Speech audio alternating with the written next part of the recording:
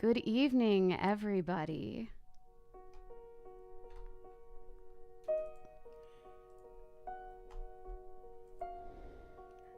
Hi, I am Amanda Benjamin. And I'm Paul Carganilla, and we welcome you to a brand new show in which we explore mysteries of the unknown. In this live stream and podcast, we'll tell tales of the paranormal and unsolved while mixing in a little fun and live music as well. And in tonight, our first episode, we will explore and extrapolate a pair of extraordinary conspiracy theories. Welcome to the Magical Mystery Hour. If you're listening to the audio podcast of this episode, we invite you to find this show on our YouTube channel, the Vaudacity Network, where you can view any images or videos we share throughout these stories. And see our faces as well. And if you are already subscribed to the Vaudacity Network on YouTube, but it's a challenge to find time to sit down and watch each episode, this live stream will be released as an audio podcast. So be sure to subscribe to the Magical Mystery Hour wherever you consume podcasts. And speaking of the YouTube live stream, let's check in with our friends in the chat. Everybody who is out there joining us for this, our first episode. We're in 34 households right now. I see Kathy B, Dariana, Emily, David, Hunter, Corey. Who do you see? Yes. Ooh, my phone is about to die again. Every single time. But let's see. Oh, Emily Thatcher's here. We have Dave Hill. Hello. Gravity always wins. You said Kathy B. Diana Nicole. Hello. Welcome. So exciting. And we even have a poll from Dari in the live cast asking, is this the real life or is it So go ahead and vote on that now. Vote on that. I just voted. Awesome. Well, as we dig into these tales tonight, we have a couple of disclaimers we would like to throw out there this evening. Number one is, I don't know if we need to read this because we're not in like third grade or whatever, but hey, we put these stories together based on what we found on the internet, stories we heard, and we're not saying you should use any of the facts we present to you tonight in the court of law or anything like that, because this is strictly the motivation for this show is entertainment value, while we also, want to tell you a good story and keep it as accurate and truthful as the Google machine lets us. Is that a good way to describe it? Yeah, that works. And you had some warnings, right, Amanda? Yes, I do. So I'll bring it back to us. Okay, and here we go. All right.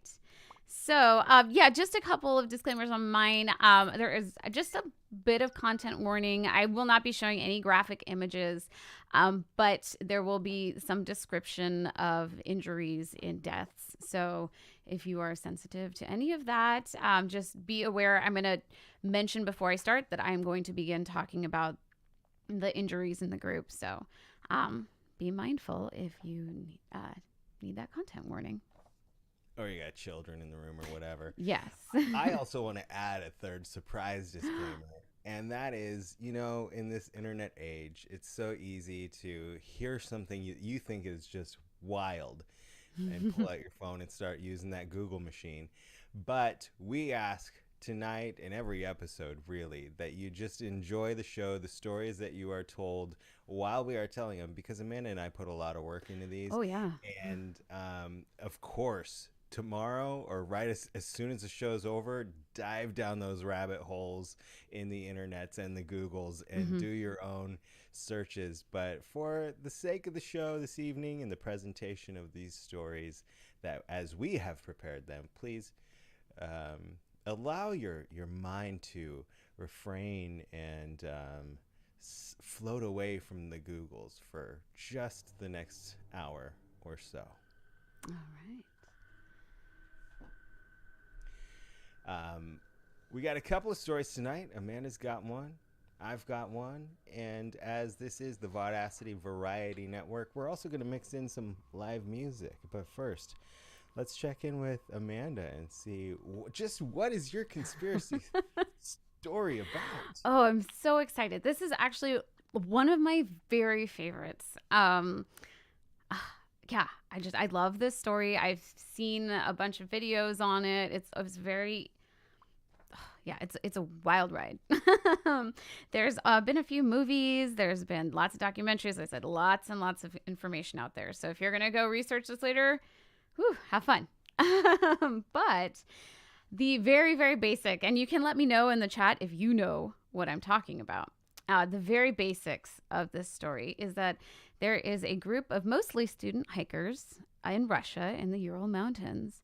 And they're very highly experienced, well trained. They know what they're doing. And they died on the mountainside that night, all 9 of them. And their deaths can't exactly be fully explained. We have some explanations, but there's always a piece missing that just doesn't quite make sense.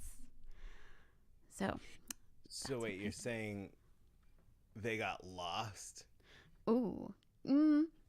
I think they knew exactly where they were. And you'll Kinda see like why. the singer of this song. Ooh. Yeah, they got very off course, trying to find their way back, but they were unfortunately lost on a hillside. And before Amanda shares her story, here's a little ditty live.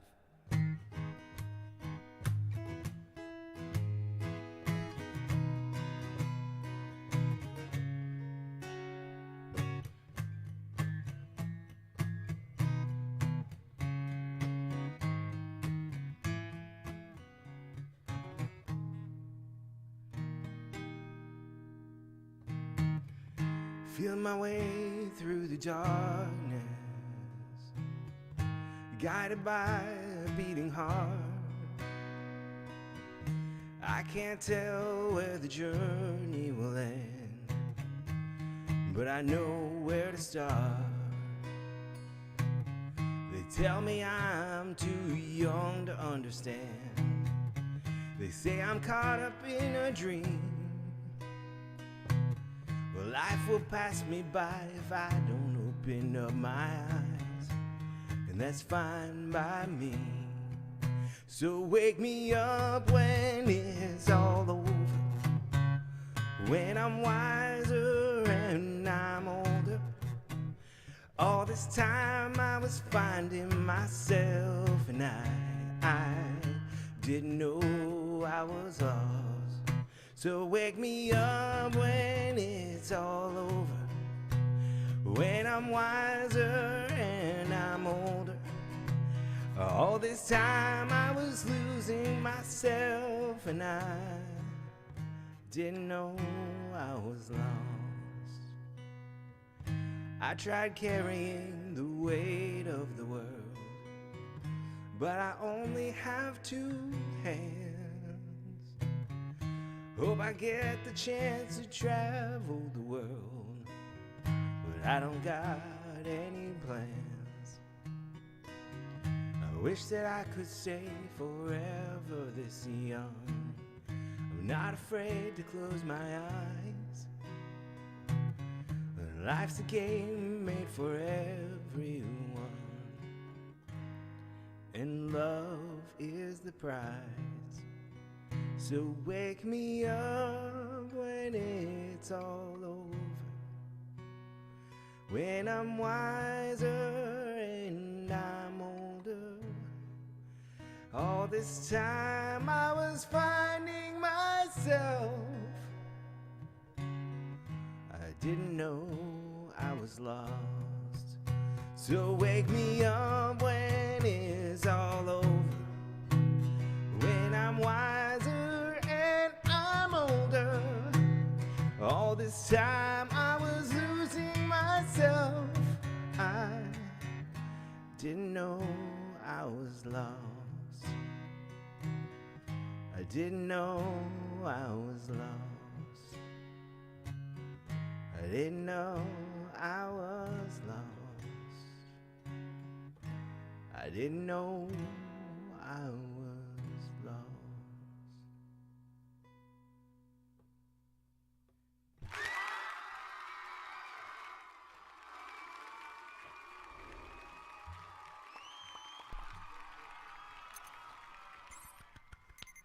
That was great. It was fun. Thanks. Yes. I love that song. I do too. And I was just trying to think of what songs could possibly have anything to do with lost hikers and conspiracies. Yes. I don't know, that one just kind of popped into my head, so Yeah.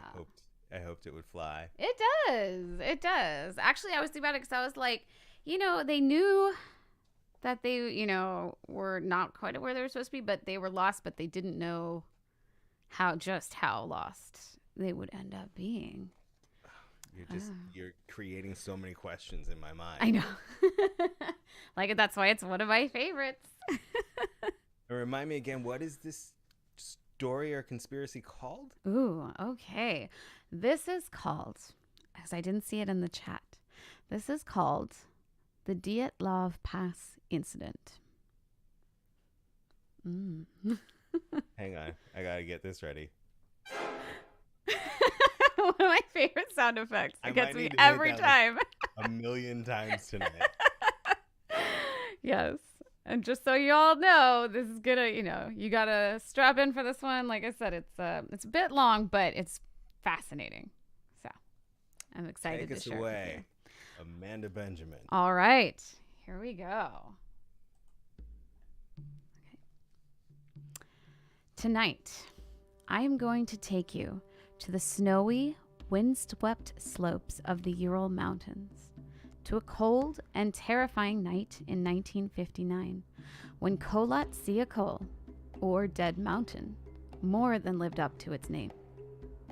Our story begins at the Ural Polytechnic University in Kamensk-Uralsky, Russia. 9 students are preparing to embark on an arduous hike through the Ural Mountains with the goal of reaching Mount Ortoten. All of these students were certified grade 2 hikers, and this trek would grant them the highest level possible, grade 3. This hike was sponsored by the University Sports Club and was the brainchild of Igor Dyatlov. He painstakingly planned every detail of the route, including the personality profile of each hiker. He even decided to ban alcohol and cigarettes to avoid distractions. Can I Of course you can. Yes. So he chose the hikers based on their personality profiles?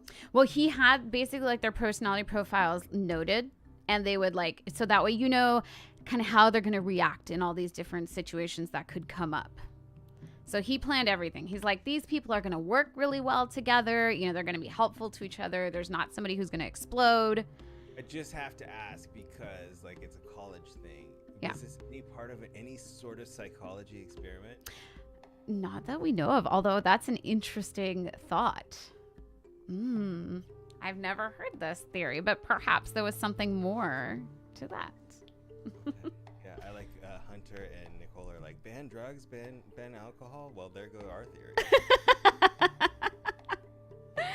All right. Well, let's take a look at this group of hikers. So, this is our full group. As you can see, there ends up being 10, which we'll talk about in a minute. So, we're going to start with Igor Dyatlov, the leader of the group. He was 23 years old and a radio engineering student who was well respected, very knowledgeable, and an avid skier. Yuri Doroshenko was 21. He was also a radio engineering student and was said to be both impulsive and fearless. During a previous expedition, he fought off a bear with a geology hammer.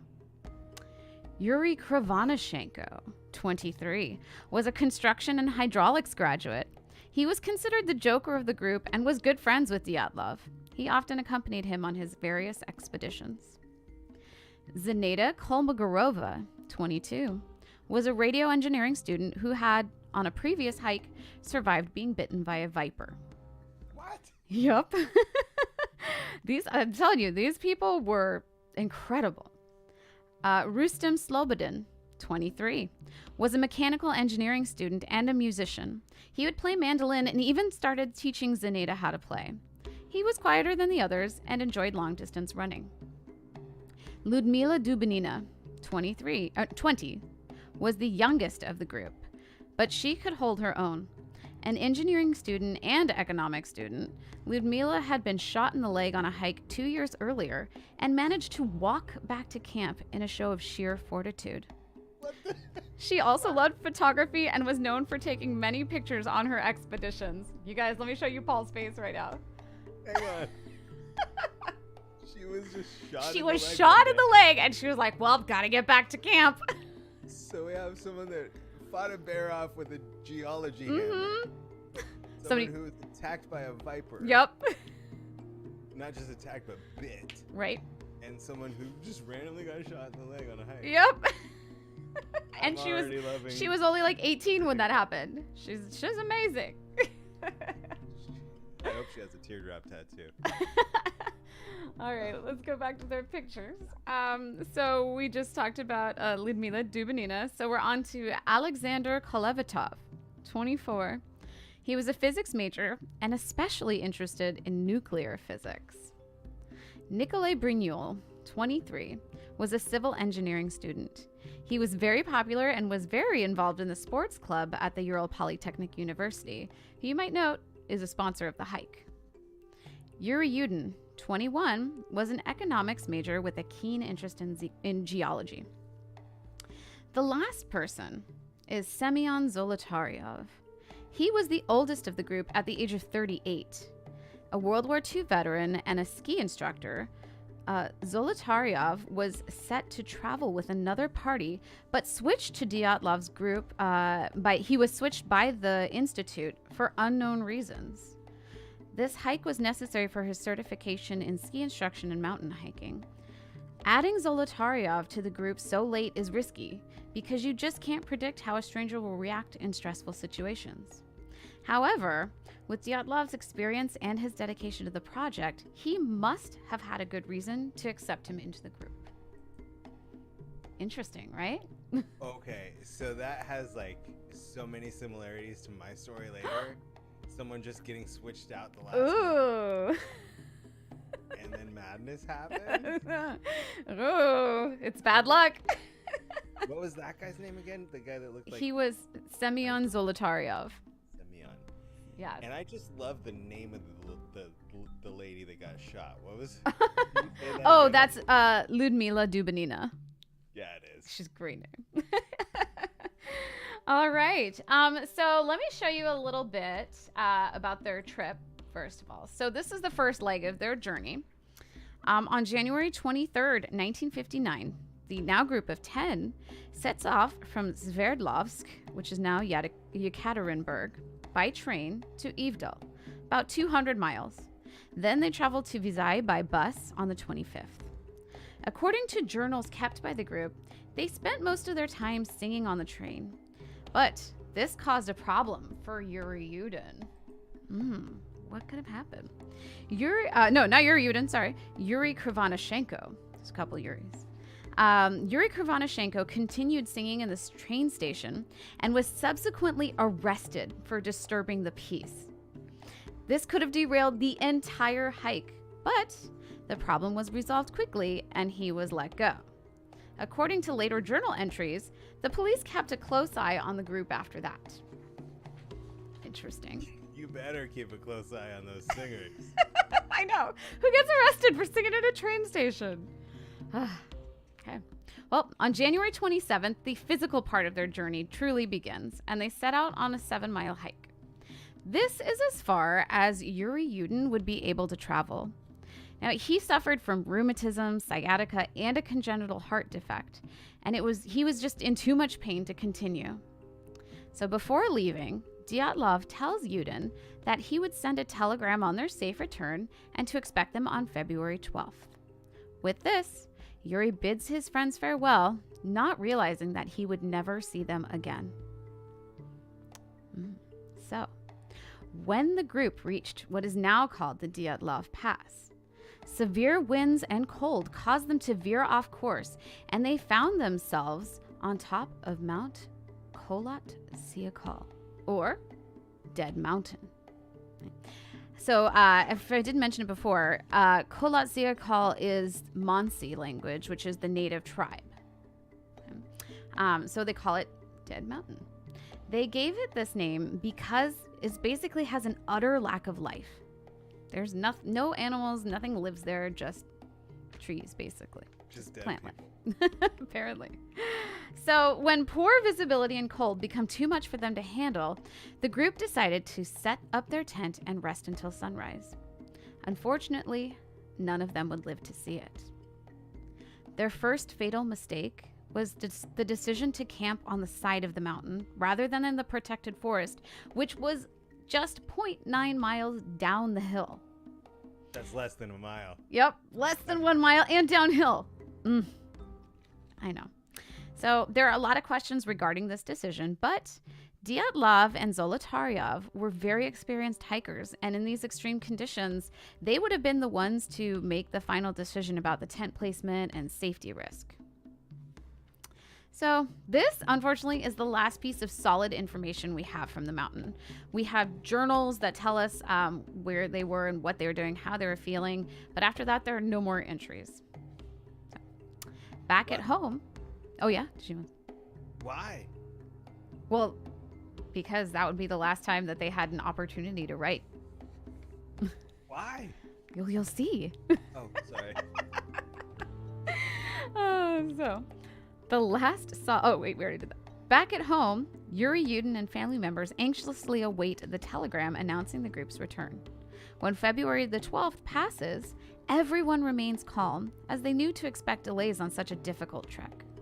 When they had not received word by the 20th, Yudin and family members of Dyatlov's group demanded a search party be sent out. The university sent volunteers, teachers, and students at the end of February, and soon after, the police, army, and even Muncie hunters are sent to look for the group. At first, everyone was optimistic that they would be found alive because they had such high grades as their hiking certifications, and they had a lot of experience. However, searchers would soon find the group's damaged tent. That was really good timing. So this is the tent. As they examined the tent, it was determined that it was actually cut open from the inside. This is an important piece of information because as experienced hikers, they would have known that this would ruin their only shelter. So this would have to be a last resort. When the searchers look inside the tent, they discovered that all of their supplies had been left behind. This included their warm weather clothes, socks, shoes, even a freshly prepared meal was laid out. They believed that there was some kind of a panic and the group left in a hurry. However, when they examined the footprints leading away from the tent, they found not a group of panicked people running, but an organized group of 9 people walking at a nice pace in a single file line. So, what could have caused such a panic to escape their tent, but then a calm and organized descent down the mountain with no warm clothes and in some cases, no socks or shoes? The footprints led down the mountain and into the forest below. Now, this choice does make sense. Yes? Can I ask a question? Yeah. It's just their footprints. There's no indication of like anyone else coming. No other footprints. It's all them. And like it's in the snow. Snow doesn't lie. Yeah. Yeah. I mean, it's one of those things that it'd be very hard to cover all of your tracks if there was another person there. Sure. But not impossible, obviously. There was time, but very difficult. So, the footprints led down the mountain and into the forest below. Now, this choice does make sense because the forest would provide the group protection from a variety of circumstances. As they combed the forest, the searchers found an old fire near a patch of trees and something brown sticking out of the ground. Looking at an old cedar tree, they realized that the lower branches were broken off, indicating that somebody had tried to climb the tree. This is where the first bodies were found. So let's take a look at the bodies, not literally, I will describe them, and the mysterious circumstances of their death. I'm also going to put up this little map for a bit. So let me, oh no, where'd it go? There it is. Okay. I'll put up this map for a bit. So if you look at it on the right side, you're going to see the little black marks are the intended path. And the right is where or the left part of the trail is where they veered off course and accidentally climbed up Kolatsya Kol. Okay, so you can see that they were pretty far off course, and they started making their way back as they left the mountain to the forest. On the left side of this map, you're going to see the tree. So the tree is the cedar tree, and you're going to see the bodies that lead up to the tent. They're actually found in that order. So they start under the tree and lead back up to the tent. And the other ones are found near a creek close to the tree as well. Okay. So I'll describe some bodies, leave this up for a little bit so you can peruse. Okay. How many alien bodies were found? None so far. So, the first body they find right under the tree is Yuri Doroshenko, lying face down in the snow and wearing only a short-sleeved shirt and swimming trunks. He was wearing 2 socks, but he had no shoes. His injuries included a large burn on the right side of his head and on his foot. He had gray fluid coming out of his mouth. His body was covered in scrapes and bruises. His ears, nose, and mouth were covered in blood. Now, the most likely scenario here that we can figure out is that he climbed the tree to try and get a better view of their surroundings and fell. Now, gray fluid can happen when there is a severe trauma and compression to the chest. The injuries to his ears, nose, and mouth were believed to be self-inflicted from the agony of freezing. Despite these injuries, his death was labeled hypothermia. What if? Yes, is it possible that the gray stuff just is so delicious? Oh no! You couldn't stop eating it? Could you overfeed yourself on the gray stuff? I mean, 1959. I don't know if we knew about the gray stuff yet. It was still a secret in a castle in France. How does chest trauma create gray stuff? Yeah, it's something like, I think it's I didn't get that far into it. I saw that is a symptom of chest compression and trauma. I think that it has to do with like the tissues and like the liquids they leak out like in the lungs, but I will not say that I'm sure about that. But that is my guess. You're getting lulls on the on the chat. So let me put the map back up just a little bit longer for anybody else who's still trying to read some of it. So let's see. Oh, right. So his death was labeled hypothermia despite all of these injuries. But it is also worth mentioning that the gray fluid didn't even make it into the original report. So who knows? So the gray stuff's not that good. Mm-mm. So next to the body of Doroshenko was Yuri Krivonoshenko. He was wearing a long sleeve shirt and a single sock. His injuries included heavy bruising on his body, burns on his face, up his leg, and on both hands, and a chunk of his knuckle was found in his mouth. So as far as the knuckle goes, it's believed that he bit his own knuckle to either try and stay conscious or stop himself from crying, possibly both. Oh. Yeah, I know. It's very, very tragic. Both Doroshenko and Krivonoshenko's body were moved post-mortem by other party members. Wait, say that sentence again? The bodies were moved post-mortem, so after they died, Okay. by other party members. So they were probably one of the first ones to go.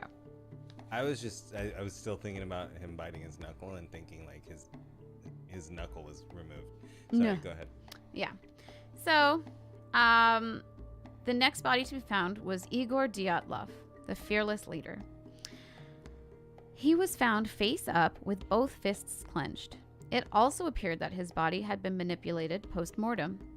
His injuries included abrasions and bruises on his ankles, cuts and bruises on his face, and a missing jaw incisor. It's worth noting that the coroner said these injuries are consistent with a fist fight. His death was determined to be hypothermia. Just because the temperature just kicked his ass. Apparently. So the fourth body discovered was that of Zinaida Kolmogorova. She was better dressed than her companions, wearing multiple sweaters. However, one of her sweaters had its right sleeve torn off. Kolmogorov's injuries included abrasions on both hands, bruising on her face, and a long bruise on the side of her body. These injuries were said to be indicative of a struggle. Kolmogorov's death was labeled hypothermia due to a violent accident. That's as specific as they can get. Now, it's theorized that Dyatlov and Kolmogorova were attempting to return to the tent for supplies. Okay, so they were found a little bit further up the mountain. Because they're all found near this tree that's like a little bit less than a mile away, but down in better shelter and closer to water. Yes. Which any hiker knows you need to be close to water. But they all just look like they've been in a fist fight for the most part, except for the dude who maybe fell out of the tree. Yeah. Okay. So far, that's what we got. So, the fifth body encountered was that of Rustem Slobodin. He was found face down and covered in snow. His injuries included internal bleeding and a large skull fracture. It's unclear what caused his injuries, but he survived them for at least 1 hour after they occurred. It's theorized that he became disoriented after the fracture and collapsed on the ground. Still conscious, he died of hypothermia. His body was also moved post-mortem. Now, the final 4 bodies, were not recovered until May 4th, 1959, so a lot later than the other ones. And that's like 3 months after they went missing, right? Yeah, they were missing out at the beginning of February. They believe that's when they died. So 3 months later, they're finally found. So these are the ones that are found a little further away near the creek. So let's see where we are. Ludmila Dubinina was the 6th body. The chick who got shot. Was the 6th body located. She was draped over a natural ledge with running water next to her body. Her injuries included missing tissue around her lips and mouth, exposing her teeth and upper jaw. Missing soft tissue on her cheek, exposing her cheekbone.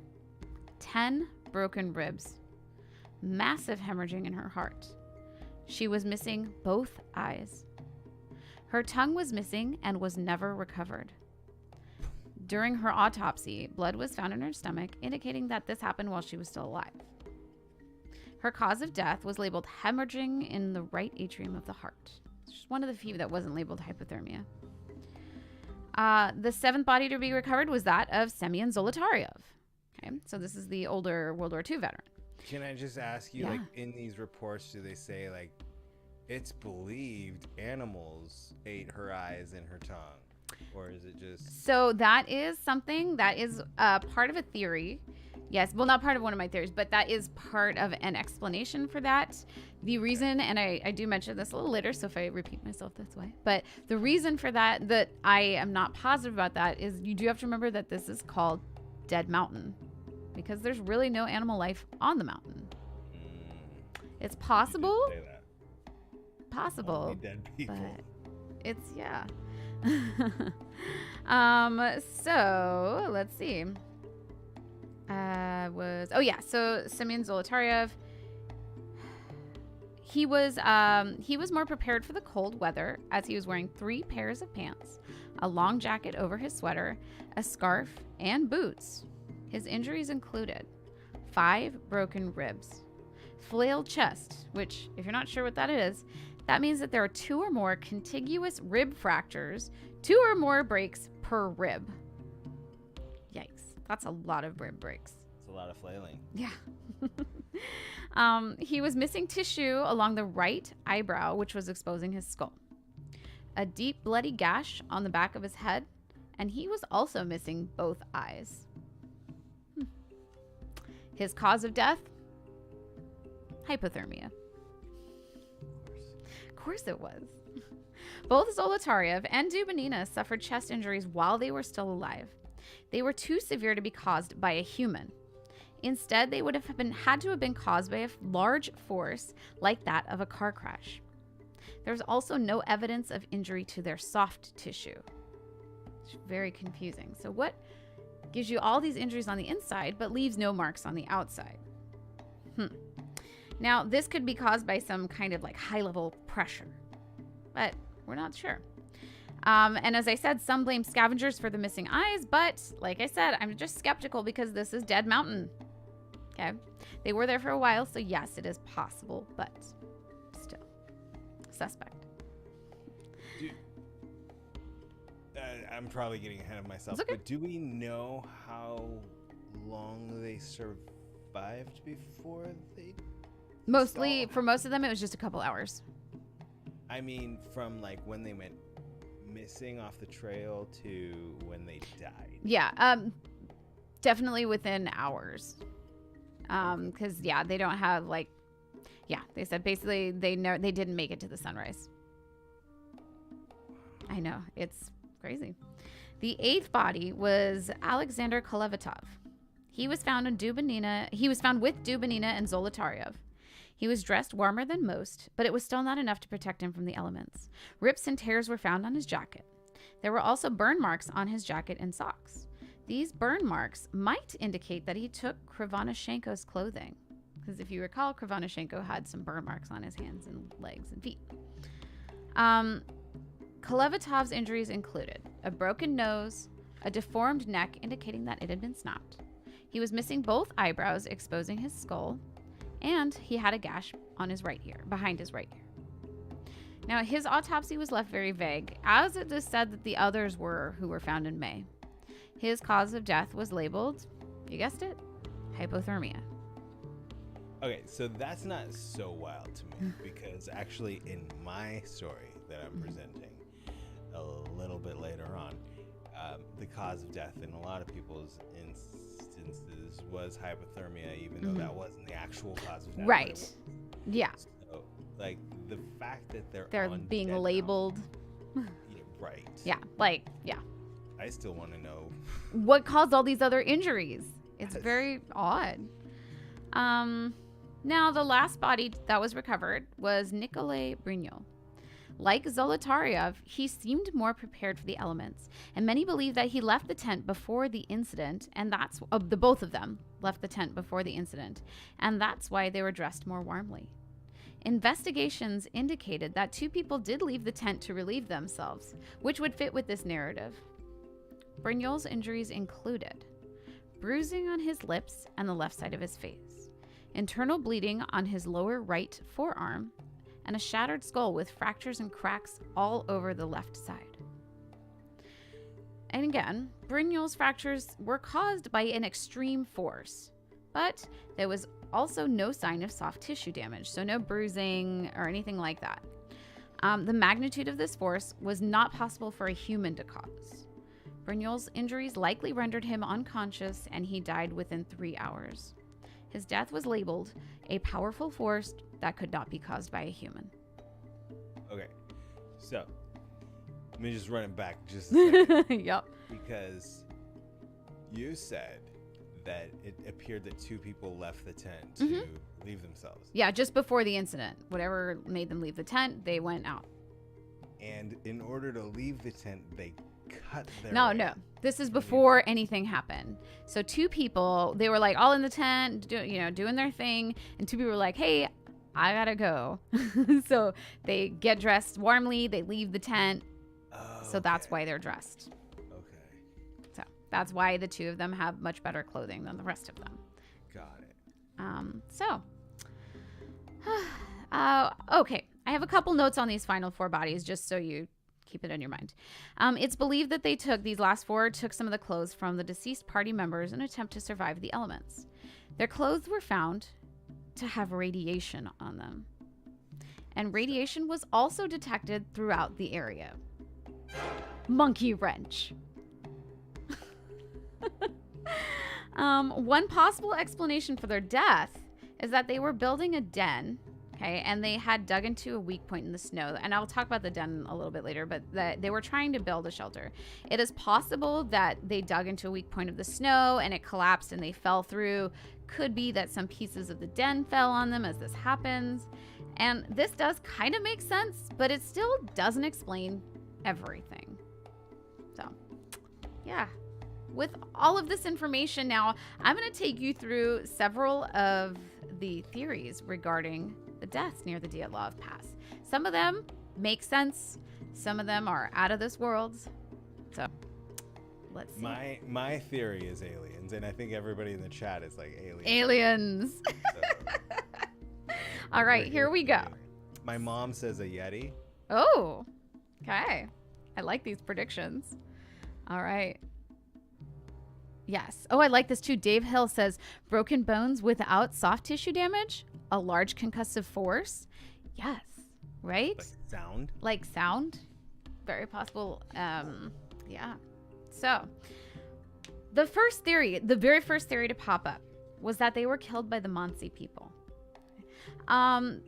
The idea behind this was that the Mansi attacked the hikers for trespassing, led them down the hill, and murdered them in the forest.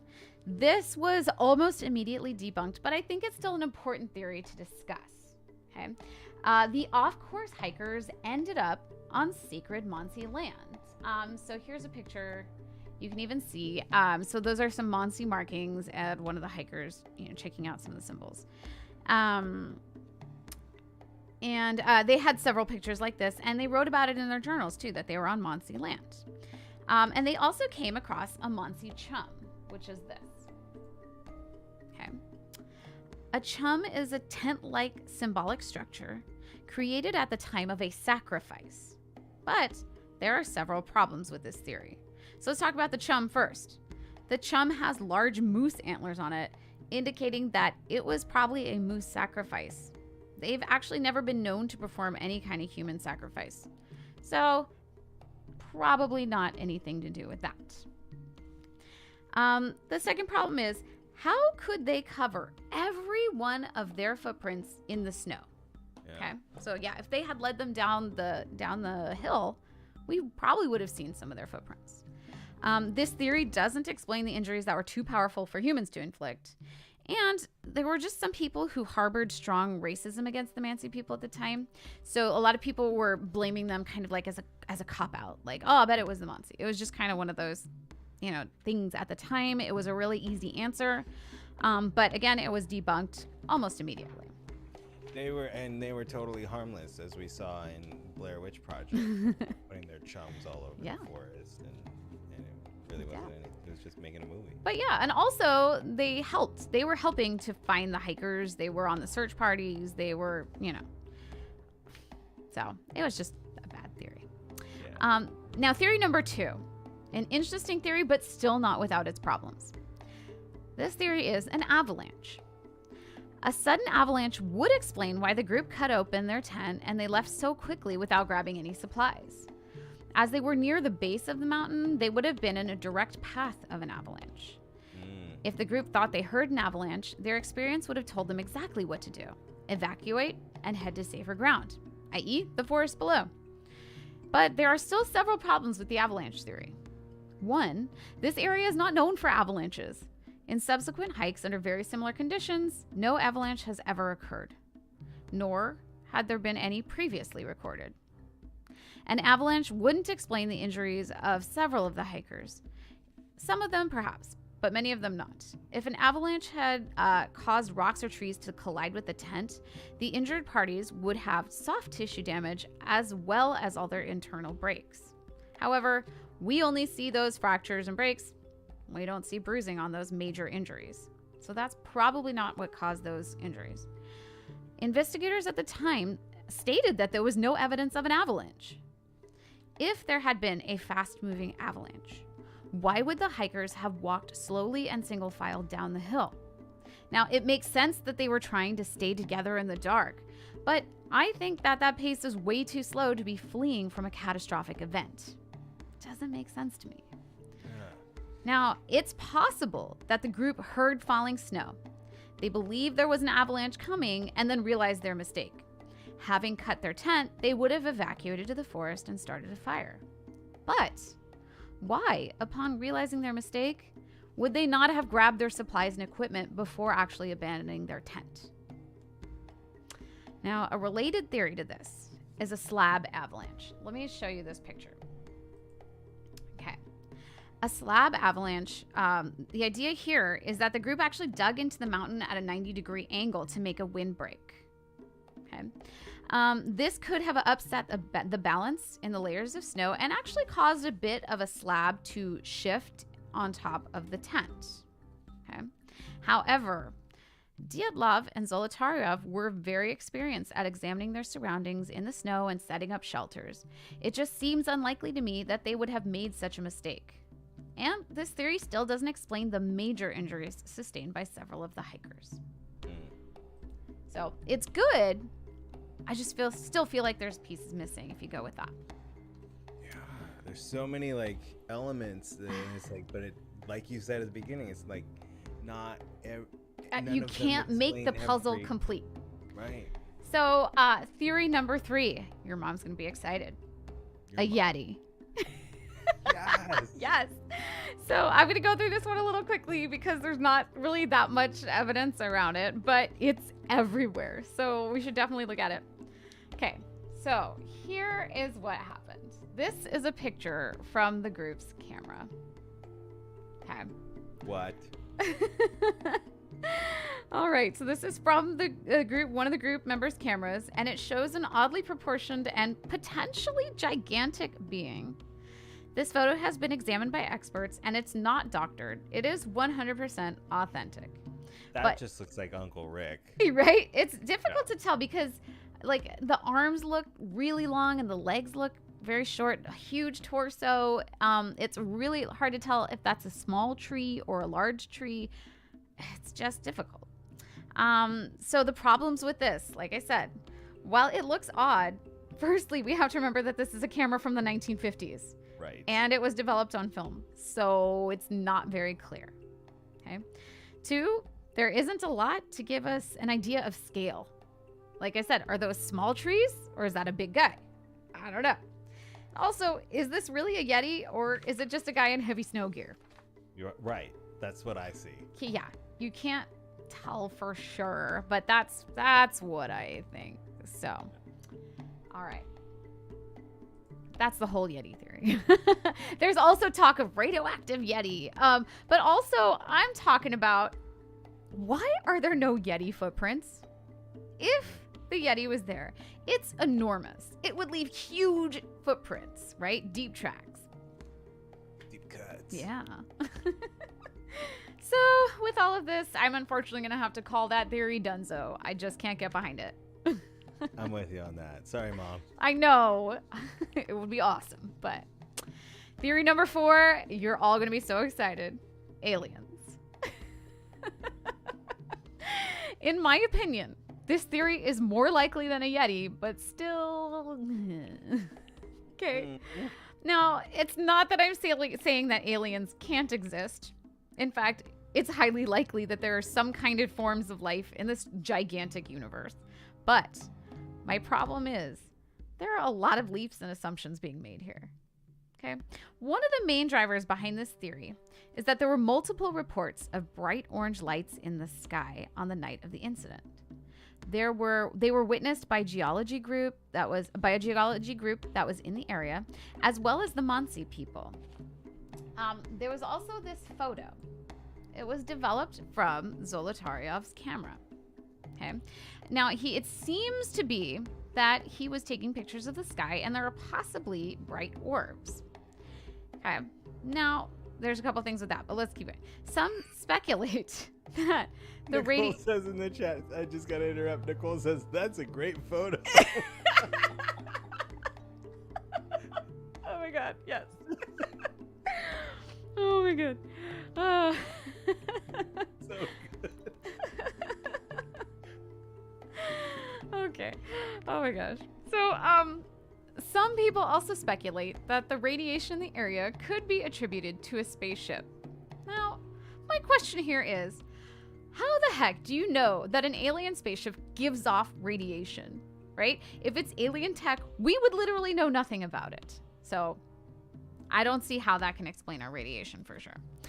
The other issue is that Zolotaryov's camera had water damage. So some of these streaks in these pictures could be damage to the camera and or film. And due to a lack of evidence, we're going to move on to yet another theory. Okay, this is solid, but I just don't think it's what killed the hikers either. There's something called paradoxical undressing. Okay, when somebody suffers from hypothermia, they start to feel like their skin is just burning. Okay, and they start to undress because they want to escape it, but there is no escape because the problem is actually in your nerves and your blood vessels. Okay, nevertheless, people will undress. Hypothermia can also cause people to hallucinate and panic. Now, this seems like a good explanation for those who are found nearly naked until you start to dig a little deeper. Okay. First of all, the fire shows that they were attempting to warm themselves. So clearly they were not burning. The last 4 hikers took the clothes of the dead hikers for warmth, showing that they were not experiencing the burning sensation and the urge to undress. They wanted to add layers. Okay. So given this information, I can't get behind this being what killed them either.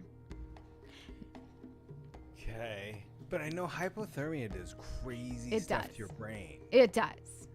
Like maybe they just started. Maybe it was like one of Dan Franklin's weddings that he plays at, where everybody just started taking off their clothes and fighting each other. Maybe. Very possibly. And that kind of actually leads into my next theory. I actually really like these. Okay. These are wind theories. Okay. And any or even all of these things could have happened and led to the events at the pass. Okay. The first thing is called a Kármán vortex street. Now, again, I find this theory very compelling.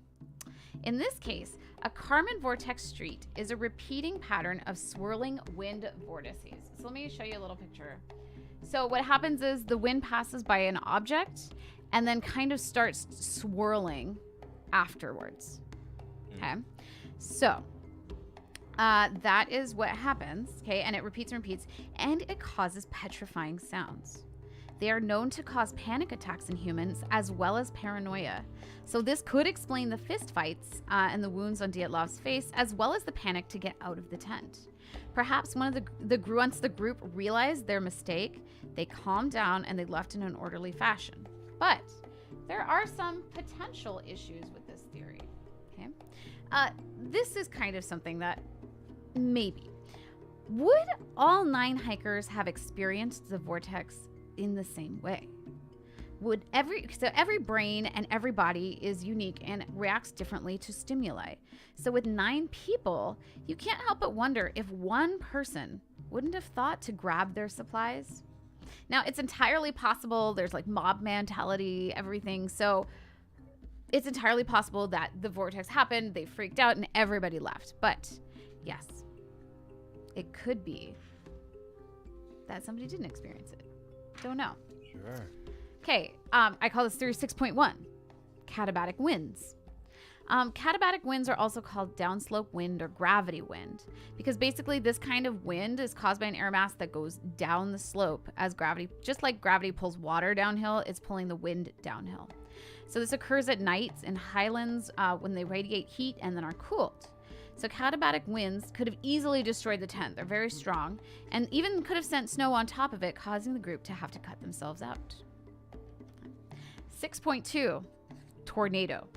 Now, I know it sounds weird. You wouldn't expect it, but they have studied the topography of the mountain and the weather conditions, and a tornado is entirely possible in that area.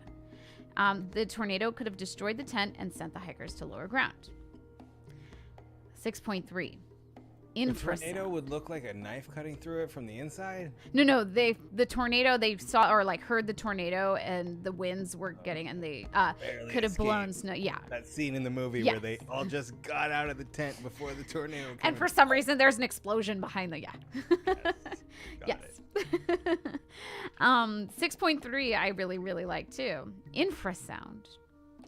Infrasound is sound that's below the human hearing range, which is generally about 20 hertz. This phenomenon has been known to cause a loss of sleep, nausea, anxiety, shortness of breath, and severe dread. One idea is that these 4 events actually combined to create a perfect storm that terrified the hikers, who then succumbed to the elements. The winds were blowing so hard that they created rare katabatic winds, which either led to a Kármán vortex street and or a series of small tornadoes. These 2 phenomena produce terrifying and loud sounds. but it's also possible for them to produce infrasound as they travel through the mountain and the passes. This could have driven the party to utter madness and compelled them to leave the area quickly. In this panic state, one can understand how they would leave their gear behind. So, I'm a big fan of that theory. Still doesn't explain a lot of the injuries, but you know. Yeah. Okay, theory 7. Finally, we get to the big conspiracy. Theory 7, a Soviet cover-up. Here, we're talking about 1959 Soviet Russia. This is the Cold War era and the height of conspiracy in the state. There are a lot of possibilities here, so let's look at some of the reasons why this looks like a cover-up. During the Cold War, it is known that Russia was testing weapons to compete with and to try to surpass the US. They even admitted that there was a rocket launch that night, but they claimed that the launch site was too far from Kolotsiakol to have reached the hikers, and that it could not have caused an avalanche in the area. Now, a rocket could explain the radiation detected on their clothes and throughout the area. Maybe they heard an explosion and became convinced it was an avalanche. But my real question here is, can we trust the word of the Russian government that they were testing weapons they really claimed? People are still finding pieces of old rockets on Kolotsiakol. This theory would also explain the orange lights that were seen in the sky above the mountain by multiple parties. Additionally, family members who saw the bodies of their relatives say that their skin was an unnatural orange color, or some of them looked unseasonably tanned. Another point. The case was closed very rapidly, and it was sealed and classified immediately. The public was not allowed in the area for 3 years after the incident with no explanation. When the government finally released the details of the incident to the public, many inconsistencies were found in the investigation and the autopsies. Upon retirement, many lower officials who worked on the case admit that evidence was ignored and that they were instructed exactly what to say about the case. Another odd element, they brought high-level officials in to watch the autopsies of the hikers, as well as to work on some of the investigations. So what about this case of hypothermia deaths and accidental forest damage warrants bringing in some of the highest-ranking officials to observe? And lastly, searchers who were at the site claim that high-ranking officials actually took evidence, such as film, cameras, and possibly journals, away from the scene and never returned them. Yes. Then, Theory 7.1, still Soviet cover-up, a little bit different. This has to do with the KGB. Now, this theory is really fun, and who knows? Zolotaryov and Kolevatov may have been KGB agents. What's interesting about this is that it actually answers why the older Zolotaryov was added to the group at the last minute with no explanation. As a World War II veteran, he had combat experience, and the government certainly would have had an eye on him. He may have been on the team to help protect Kolevatov. Even more compelling, in my opinion, is Kolevatov himself. If you recall from the background information, Kolevatov was a physics major who was particularly interested in nuclear physics. It's entirely possible that he was tapped by the government in their nuclear endeavors. It's worth repeating that Kolevatov was very briefly arrested and just as quickly released for singing in a train station. Right. Many people theorize that this was a ruse to pass radioactive material to Kolevatov, who was to meet CIA agents, get their names and pictures, then double-cross them and give the information to the Soviet government. This would also explain the radiation on their clothing and, depending on the item and strength, the radiation emitted, the radiation in the whole area. So, was Kolevatov the brains and Zolotaryov the brawn? We'll never know, but it's an exciting possibility. Now, I love that. Isn't that fascinating? I told you this case is one of my very favorites. Now, there was an official conclusion in 2019. Okay? Of course. Russia opened a brand new investigation, but it had a limited scope. They really only seriously considered an avalanche. Their conclusions were presented in July 2020, that an avalanche had indeed led to the deaths. The survivors of the avalanche left the camp in low visibility conditions with insufficient warm clothing and therefore died of hypothermia. A study led by scientists from Switzerland suggested that the slab avalanche, which I mentioned before, would explain some of the trekkers' injuries, and specifically things like the non-lethal skull fractures. Okay, so the slab falls onto the tent. Whoever happens to be lying there ends up with some fractures, and the rest, they move on. But we have to remember something here. Okay, you have to take all of this information with a grain of salt, because everything that we base all of these assumptions on are from the original government report. So if there was a government cover-up, can we even trust the basic facts of the story? I don't know. Now, one last thing to add. We're almost done. Because it doesn't actually fit anywhere specific, but it also fits everywhere. In an interview with lone survivor Yuri Yudin, he mentioned that just before leaving, he saw Dyatlov in conversation with a local man. Yudin overheard the man say that there was something very mysterious near Kholat Syakal, and that the area should be avoided. When Yudin asked when Yudin asked Dyatlov about it, he said that they would decide their route when they reached the river. Dyatlov was not known to change his plans, and he didn't believe in the supernatural. He didn't believe in superstitions. So if he was even thinking about changing his course, it must have been something big. Could it have been the elusive Yeti? Did they know about military weapons testing? Were there reports of tornadoes or ghostly sounds on the mountain? Yuri Yudin will never know, and neither will we. End of story. First of all, that is a ton of research. Woo! And great presentation. Thank you. That's wild, man. Isn't that, like I said, that's my favorite. The cover up is so interesting. Like I said, you just can't make one theory work. No. And so let me ask you, because just like your wrap up reminded me how off course they started the hike. They went like around the other side of the mountain. Yeah. So could that be due to what the hiker said, or whatever the guy in the town said? It is possible that they went that way. They definitely label it. So just so anybody can see again, they started off, right. And then right at that fork, they basically went left instead of right. So it is entirely possible that they made that choice. It's also possible that they just couldn't see very well. But it does seem odd that you climb so far up a mountain and then realize, oh, I'm not supposed to be at this part. But especially if somebody down in town says, hey, there's something weird going on. Don't go there. Who knows? Yes. I love Dave Hill says this because that's what I keep saying. Oh, go ahead. Dave Hill says, it's really easy if you remove the radiation. With the radiation, not so much. And that's what I'm saying. You can totally make sense. And then you're like, but what was going on there? And the soft tissue in the eyeballs. And yeah. You can kind of explain it away and you can say, yeah, scavengers. But like, again, it's dead mountain. They don't come there. I mean, it's possible that, something found them eventually, but I don't know. Well, so many possibilities.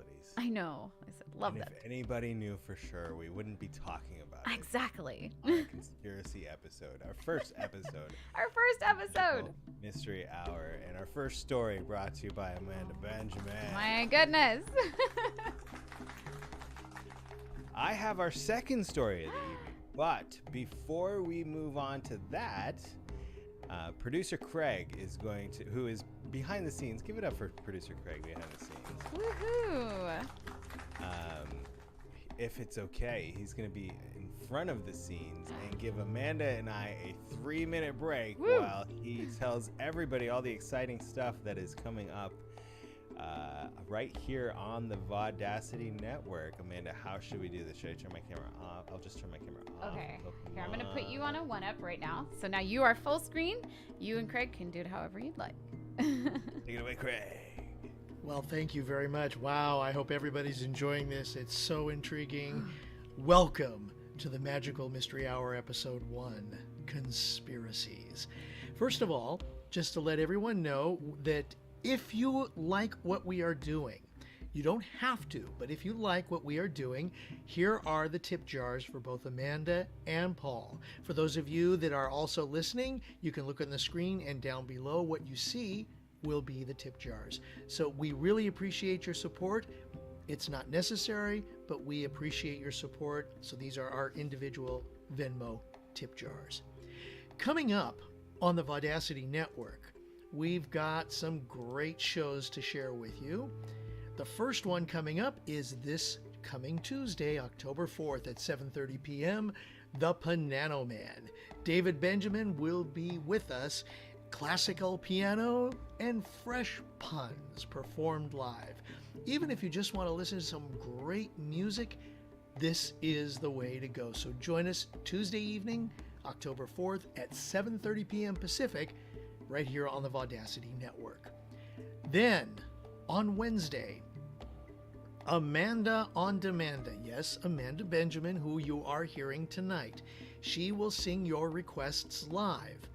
And the nice thing is, she takes those requests on her site, www.amandasings.live. Yes, there is an ending. So go to www.amandasings.live, and she will put your requests on the Demanda wheel, spin the wheel, and sing them. That's coming up on Wednesday, October 5th, starting at 8 p.m. Pacific, right here on the Vaudacity Network, vaudacitynetwork.com. And then Thursday, next Thursday, Lovecast number 123, 123 episodes with Hunter Ackerman. Wow. Live acoustic originals and covers. It's a great hour and maybe a little extra of some acoustic music and Hunter's thoughts on things. He likes to share what's going on, chat, and as well sing songs. So please join us Thursday evenings, 8 p.m. It'll be Thursday, October 6th, our next Lovecast with Hunter Ackerman here on the Vaudacity Network. And coming next year, Friday, March 31st through Monday, April 3rd, Polly's Picnic Cruise 2023. This is the second big cruise of the Polly's Picnic cast, and we've got music and comedy on a boat. It's going to be fun, featuring the amazing talents of Paul Carganilla, Dan Franklin, Stephanie Renee Wall, Hunter Ackerman, Mike and Nicole Pierce, and more. If you want to join us on this cruise, you can contact us here at the Vaudacity Network. We'll put you in touch with Anna Gianavola and her crew to help get you the information, and join us. It's an amazing weekend. It's fun. We have a lot of enjoyable times. Plus, you're on a cruise ship, and those of you who know how much fun cruise ships can be, join us. So that's what's coming up here on the Vaudacity Network, and we appreciate you joining us. Now let's go ahead and get back to the Magical Mystery Hour with Paul Carganilla and Amanda Benjamin. Nothing could go wrong on a cruise. Absolutely nothing. As my story will reinforce. First of all, thank you, Producer Craig behind the scenes, helping us out tonight. Give it up for Producer Craig once again. Yay! Thank you. Love you, buddy. Thanks. All right, so it's time for my story. Oh, and I'm so so excited to share it with you all. Can I turn my mic up? Yes. Thank you in the chat for letting me know. Oh yeah, and I forgot too. This is my music, so I'm gonna bring that down. I've like been I just realized that it's still going.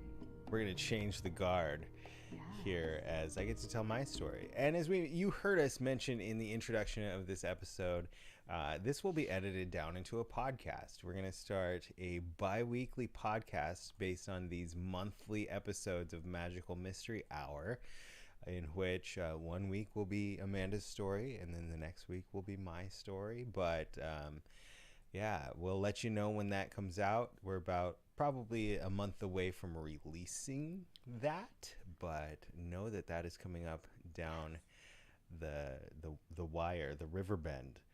I'm just so excited. I can't tell you. That's how I felt before my story. I was like, oh my God, I'm so excited. I'm like nervous and excited. And I can't take it anymore. I am sharing a story about a cruise that a lot of people went on and that everybody knows. I'm a huge fan of the movie Titanic. I'm up to 43 VHS copies 43. now. 43. I have 43 of these. Isn't that a beautiful thing? Thank you to everybody who contributed. And would you believe, Amanda, that some people think that the story we've been fed of how the Titanic met its doom might not be the whole story? Never. What if I told you there are conspiracies that swirl around the sinking Titanic in the middle of the Atlantic? What? Shock. Be crazy, right? Yeah. Crazy. Never would have guessed. So let me know if you can hear me. People are still saying they can't hear me. They can't hear you? I can hear you. Okay. I mean, I could turn all of our volumes up. I think it's a balance thing. That's the biggest thing. Maybe I'll just get closer. I was going to say, I am very close to my mic. There we are. So we're going to get to Amanda's song. As this, we mentioned we wanted to formulate a show called the Magical Mystery Hour, kind of the throwback to the Beatles' Magical Mystery Tour, because we wanted to add some music as well. But we also challenge each other to find songs that kind of have something to do with our story, but without telling each other what our story is about, which is a lot of fun. Yes. I wanted to, obviously, I'm talking about the Titanic here this evening. And there are a lot of really fun Yeti alien style theories about what took the Titanic down, including German U-boats. There is a theory out there that Germany was testing, flexing its muscles for the upcoming wars, or just being ready for any wars that might pop up. And they were just out there and they happened to see the Titanic and they just wanted some target practice and to see if their U-boats could bring down a ship of that size, and shot it down. That is a theory that is actually out there.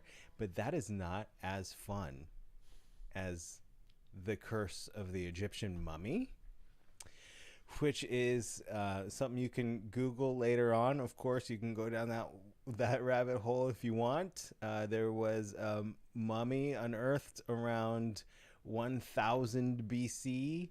And it's not even the mummy, it's the case. So the mummy was in this case, right? And then the mummy got put somewhere and the case got sold to somebody and something really bad happened to that dude. And then he sold it to someone else and somebody got shot. And then he sold it to someone else and someone else got shot, or something. I don't know. But the story is they put somebody wanted to buy it and put it somewhere in America. And they were sending it to America on the Titanic. And that is what sank the Titanic. Interesting. Yeah. I like it. There are a lot of theories out there, but I'm going to present tonight a story that is just kind of my own mix, my own jambalaya. Just me trying to make sense of just several different conspiracy theories surrounding the sinking of the Titanic. And I'm going to present everybody my remix, my bowl of jambalaya for that right after Amanda's performance of her song this evening. All right. Here, I will put myself here. So as I thought of, wow, what kind of song could I possibly find that would work for this? It came to me almost just as suddenly. And I went, I know what I need to sing. And that is the Bangles, Walk Like an Egyptian. So, here we go. Oh, I need my chords, though. That would help.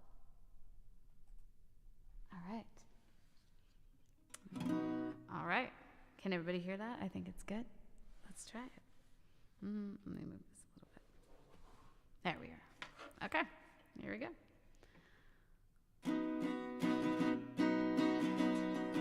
All the old paintings on the tombs, they do the sand dance, don't you know? If they move too quick, oh, hey, oh, they're falling down like a domino. All the bizarre men by the Nile, he got the money on a bet. Gold crocodiles, oh, hey, oh, they snap their teeth on a cigarette. Foreign types with a hookah pipe say, whoa, way, oh, way. Walk like an Egyptian. The blonde waitresses take their trays, they spin around and cross the floor. They got the moves, oh, hey, oh, you drop your drink, they bring you more. All the school kids so sick of books, they like the punk and metal band.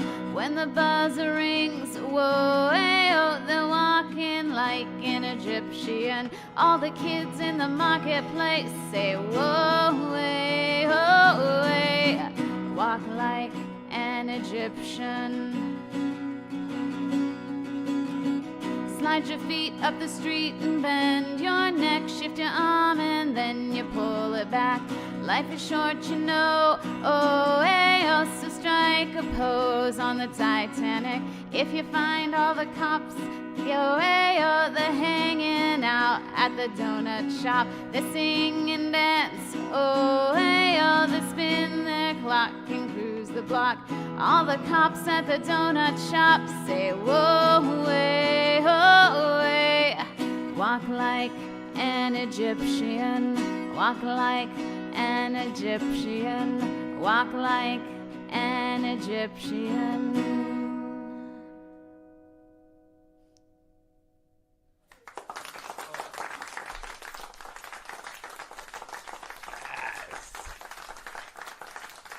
Just like Emily said, I love this. I can actually understand the lyrics. Are those actual lyrics? Pose on the Titanic? I think I made the Titanic. The actual word is pose, like pose on your Cadillac. Gotcha. Good mix. Oh, we thought we'd throw a little Titanic in there. Love Amanda. Love hearing Amanda play on her guitar. It's fun. Yes. Good job. Thanks. All I right. love that song, and I'm so glad it came up. I was like, yes, I just did 80ness night on my show, and I had lots of requests for the Bangles, and I think one of them even was Walk Like an Egyptian. And I was like, can't do it. Wow. So, yay. And The Curse of the Mummy brought the Titanic down. And that one even goes wilder. They're like, it made it to America. So it sunk the Titanic. It actually made it onto a lifeboat. What? This mummy case. And then it spent like a couple of years in America, and then they sent it back to Europe, and it sunk the ship that was on. Like, it's nuts. It's just nuts. I mean, maybe I don't discount anything anymore, but As nuts as radioactive Yetis. you know. I'm going to present to you.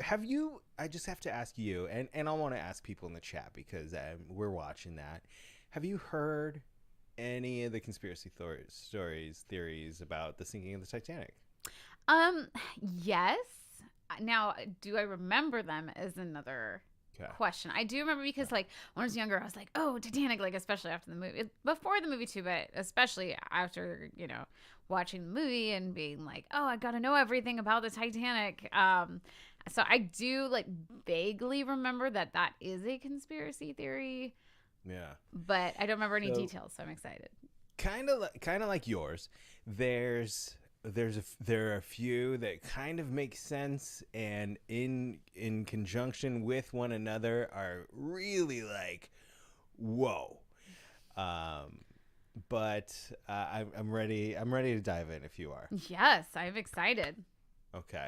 All right, so let's start with some just commonly known facts about the Titanic. Things that a lot of people know. I won't say most people know. But obviously one fact that is widely accepted is that the Titanic it set sail for the very first time in... Producer Craig, are we ready to go? Ooh.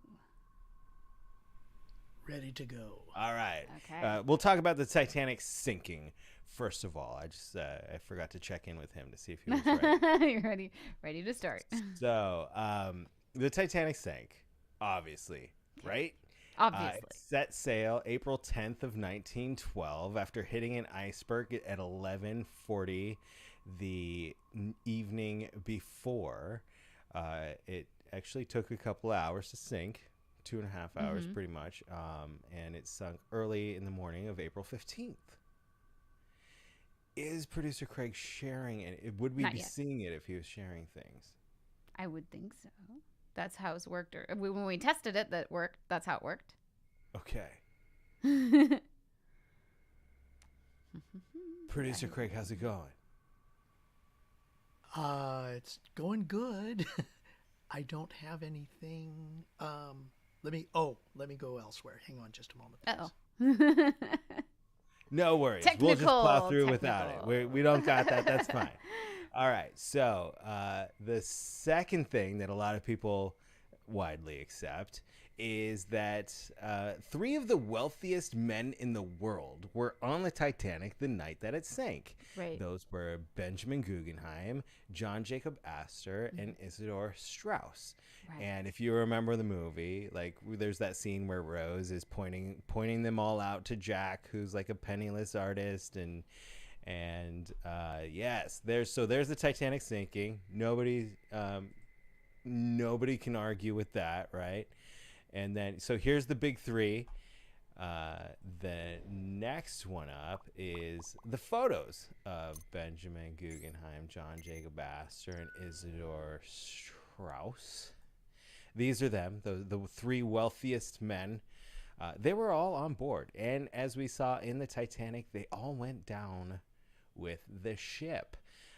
There were different scenes where if you weren't really paying attention to who they were in the movie, you didn't really connect that these were the people who were some of the most wealthiest people in the world, just accepting that they were going down with the ship.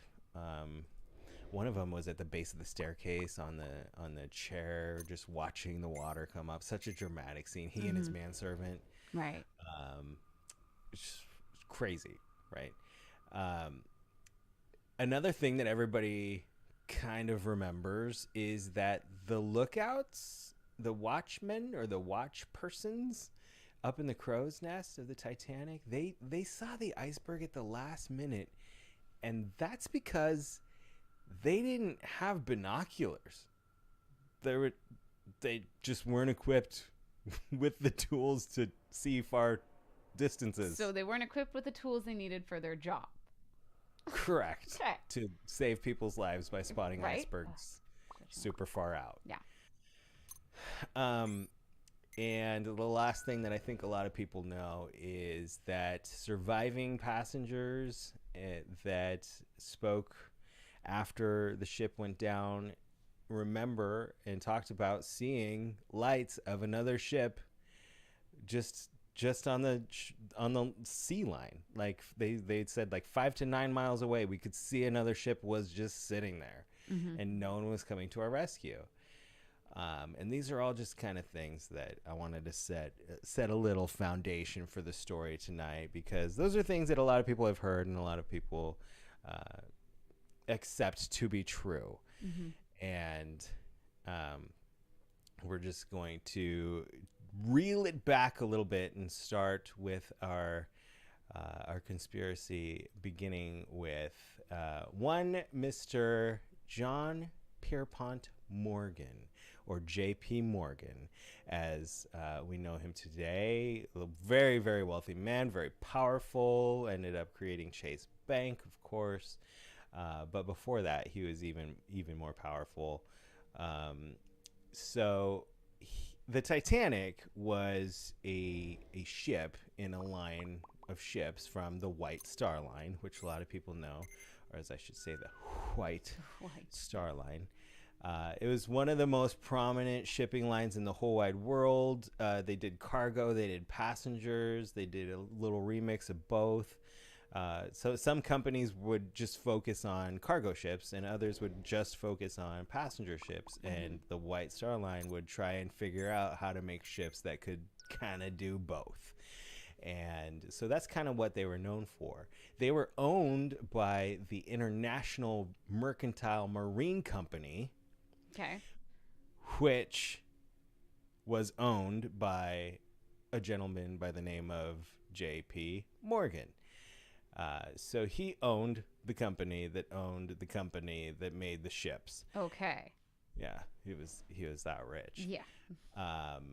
And he had a lot of influence, not only on ships, but he just owned so many companies like throughout the world, that he had a lot of influence, we could say. Okay.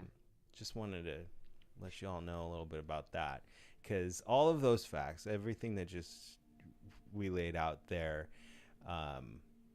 kind of support, I mean, it'll down the line, it'll support this idea that the biggest, most prominent conspiracy behind the Titanic sinking is the fact that the Titanic actually never sank.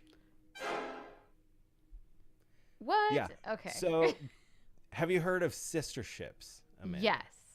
So, like, yeah, Titanic did have sister ships that were basically the same ship. Yeah. So basically, the company would put in an order for ships that were identical, that they could use, at the same time. They've just got several of them at their disposal. And at the time that the company, the White Star Line, put in the order for the Titanic was the middle child of a trio, Right. of the Olympic, the Titanic, and the Britannic. So the first to be built was the Olympic, and Titanic and Olympic were being built at kind of the same time. They started on the Olympic, and as that started going, the same crew that started on the Olympic started on the Titanic. So they were just like pretty much, sisters, literally. Yeah. And Olympic got its start like about a year before the Titanic. It hit the water and started doing some test cruises, and getting the rust off and getting warm, if you will. And it did not have a very good time. That the Olympic actually, like, from the minute it hit the water, it seemed like it was kind of cursed. The captain of the Olympic, from the Olympic's first voyage, was a gentleman by the name of Captain Edward Smith, whom you may recognize from the movie The Titanic, was actually the captain on the Titanic when it went down. Right. We'll touch on that in just a little bit. But there's got to be a theory there. He was taking the Olympic out. They did their test runs. They did their first couple runs. And on one of their very first test runs, they plowed over a tugboat. Were there people on that tugboat? Yes. Oh. We're not quite ready for that one yet. Okay. Sorry. Producer Craig. Sorry. Oh. Or whoever's. No, that was Craig. I thought you meant you weren't ready to talk about the tugboat. Yeah. I'm just touching on the tugboat. So okay, we'll come back to it. They took down a tugboat. Okay. There was one point where a propeller of the Olympic literally just broke apart. Lots of money in repairs to get it back on the water. And the biggest thing that would lead to the huge conspiracies, and this is what producer Craig was so excited to share, was the HMS Hawk, which was a naval ship, a British cruiser, actually, I'm sorry, collided directly, like perpendicular. Is that like, so it's like parallel? It's like just you T-boned, right? Yeah. What? T-boned the Olympic. What? How? And so this particular ship was actually designed to sink ships by ramming them. No. And so it's just doing its job. Accidentally, right? Yeah. It's like, this is what I was made for, guys. So serendipitous. Wow. Accidentally hits, just T-bones the Olympic in September of 1911, and the Olympics like, dude, we're not doing too well. So Olympic has to go back to port to get this huge gash fixed. And the insurance company comes in and does their investigation, looks at everything and says, actually, like, this collision was the direct result of your poor sailing and negligence, and we're not covering any of this. Oh, that sounds like an insurance company. Yeah, like, this was not, like, this could have been avoided a lot of different ways, Captain Smith. 110 years later. Captain Smith. Same deal. We're not covering this. And so the Olympics like, so they have to go back into the port. And so the White Star Line literally spent $7 million on each of these ships.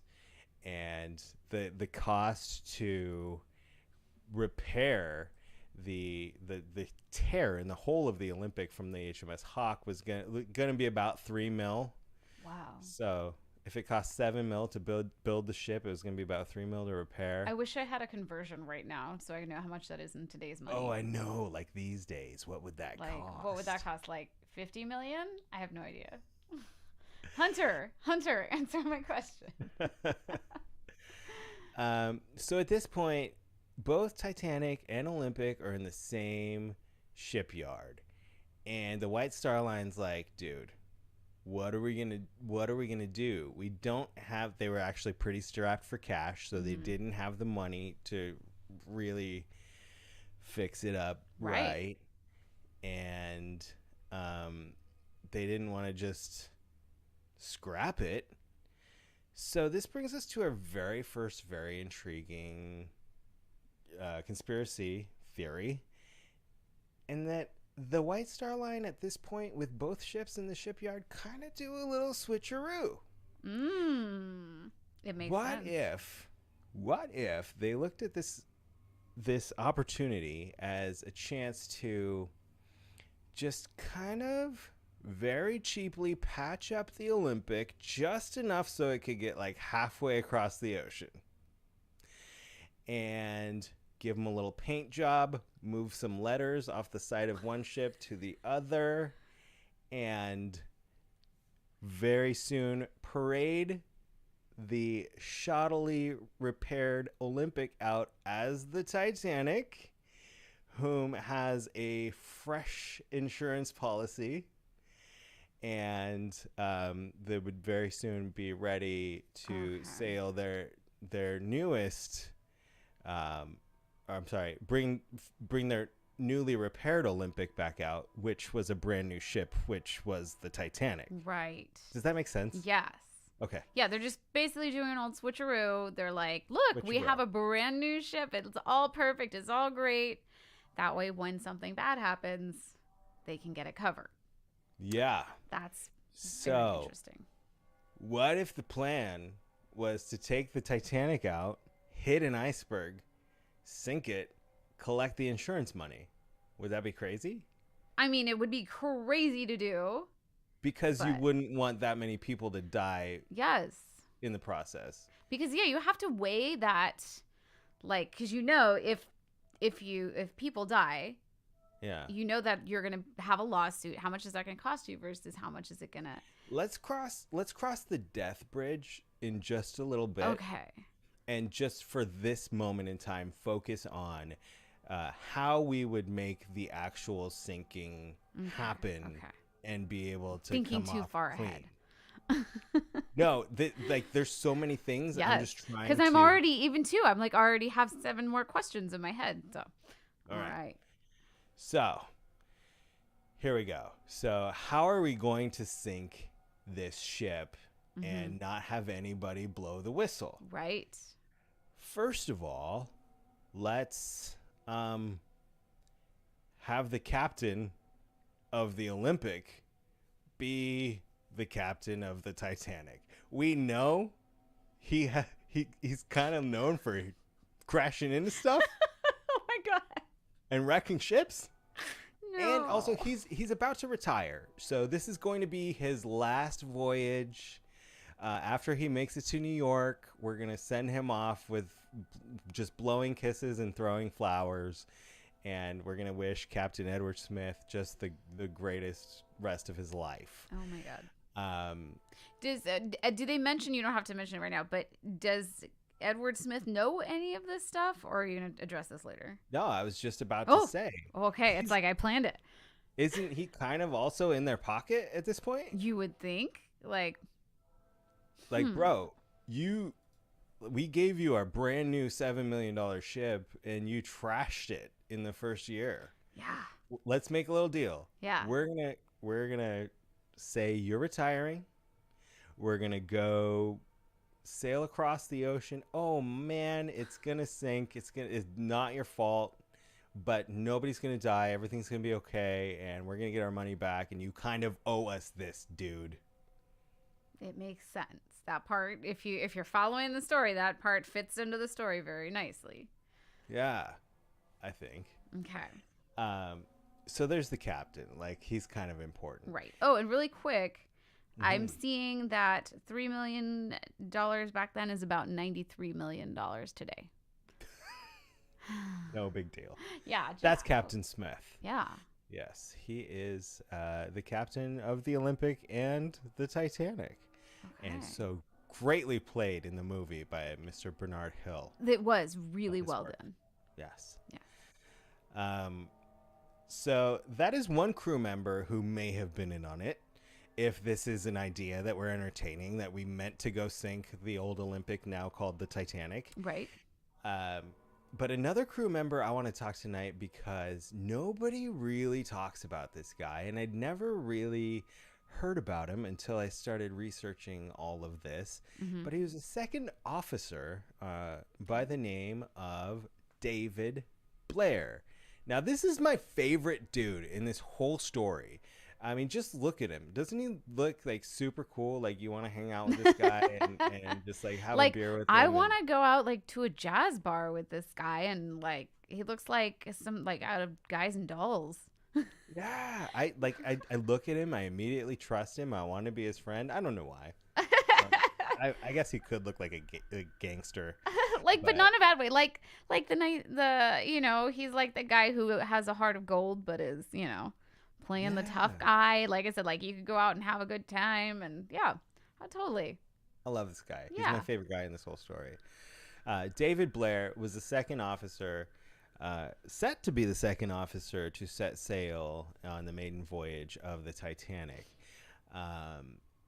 If anybody doesn't know what the second officer is, I didn't till I looked it up. He's the third in command of the ship, so he's like basically the assistant captain.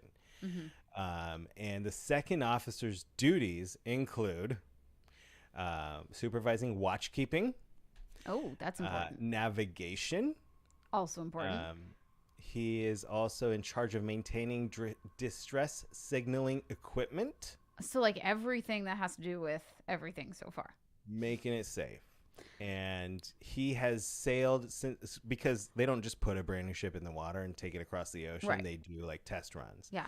He has been the second officer on every Titanic test run. Oh. And he's super excited for the voyage across the ocean. He even, there's evidence of a postcard that he wrote to his sister. He's like, I'm so excited. Like, this is a huge milestone. Can't wait. Sadly, the day before Titanic left port, the White Star Line came to our good friend, Uncle David Blair, and said, hey, you know what? We're replacing you on this voyage. Here's your box of stuff. We'll call you. We got all this from your lockers and stuff. Here's everything you need. Just go home. Oh my gosh. What? Why? And our boy David is heartbroken. He's like, I just did all these test runs. This is the most glorious, most beautiful ship I've ever seen. this is like was a huge blow to him. Who did they replace him with? Yeah, that was my question. How about the chief officer? So the assistant captain of the Olympic. So our boy Edward Smith's assistant, basically. And we've already talked about how good those two guys were at hitting things with their ship. So sadly, David Blair he goes home with his box of all his stuff. So those are the two crew members I just wanted to highlight in this story. I want to bring it back just a minute to the passengers and talk about somebody we've already talked about, specifically the man who owned the company who owned the Titanic, Mr. J.P. Morgan. He had a room reserved, of course, a cabin on the Titanic, and he, with this look of indignance on his face, just a few days before they set sail, he decided he wasn't going to ride it. Something came up. He couldn't go. He couldn't take the voyage, and he would not actually be on the crossing after all. That is Crazy. suspicious. Just weird. But it also like allowed some more room on the ship for more people to book trips. Like one of the three wealthiest guys, whose name Guggenheim, hadn't actually booked his trip until after J.P. Morgan canceled his ticket. That's important to remember later. Not so important right now. But all right, we talked about the death, the murder. Right. So now we've kind of addressed how we might be able to sink the ship without too many people knowing the plan. Let's talk about like how the White Star Line was not about to let 2,200 people just go die for their insurance money. Right. How would that be possible? What if I told you they actually staged a rescue ship? That might be something that you've heard before. Yes. Or heard mention of. But yeah, I've seen a couple of people mention it in the chat. Let's talk about the SS Californian. This was a ship, a British steamship owned by the Leyland Line, which was actually part of the International Mercantile Marine Company owned by J.P. Morgan. Okay. She was the largest ship that was built in the port of Dundee up to that time. It was a big cargo ship meant to carry a lot of heavy materials and some passengers. I think I mentioned how they were trying to like do a little of both and please everybody, but it was slow. It wasn't like fast like the Titanic. Titanic just wanted to take cruisers as fast as they could across the ocean. This wanted to take cargo and people. It was a slow one. So the Californian actually left Liverpool en route to Boston about 5 days before the Titanic set sail. So they were about halfway across the ocean by the time Titanic was just kind of getting there. Okay. On board the Californian, on this journey from Liverpool to Boston, was a skeleton crew and 0 passengers. Hardly any crew and 0 passengers. It was not jam-packed with cargo, like you might think if you hear that it. That's what I was wondering. I was going to say, was it full of cargo at least? Like, what was it doing? It had some cargo. Guess what it was? Was it a mummy? No, Hey, it made it to America. The Californian was carrying a crapload of wool coats. Really? Empty ship, except for skeleton crew, carrying a shipment of wool coats. Makes it about halfway across the ocean. Uh-huh. Until Sunday, the 14th of April, they start to see some icebergs. And the wireless operator goes, hey, any ships in the area? Guess what? There's icebergs over here. Just so you know, if you're coming this way and you're coming fast, just so you know, there's icebergs over here. So Titanic receives this telegram, and their operator, Harold Bride, goes, oh, this could be important, and sends it up to the captain at the bridge. And the captain wasn't at the bridge. He was actually at a dinner party drinking cocktails, celebrating his upcoming retirement. Right. He didn't get that. Naturally. Apparently. Like this just, it's poetic. It's crazy, right? So like the California, once they started to see icebergs, they started to take it super easy, and they're still telling everybody, here's our location, and we're still seeing lots of ice. And about 10:20 their time that night, the Californian goes, look, we're stopping here because there's so much ice. We're not going any further. Here is our coordinates. We are shutting it down. Wow. And stay away from here. So now they're receiving the message, but the captain is busy at the party. Yeah. So where is like the second guy? There has to be somebody in charge where the captain's not there, right? He delivered his message to the bridge. Who knows what happened after that? Yeah, where sure. There's always got to be somebody in charge. Where did that message go? So when the wireless guy on the Californian says, we're shutting it down for the night. Hey, listen, don't come this way. There's too much ice.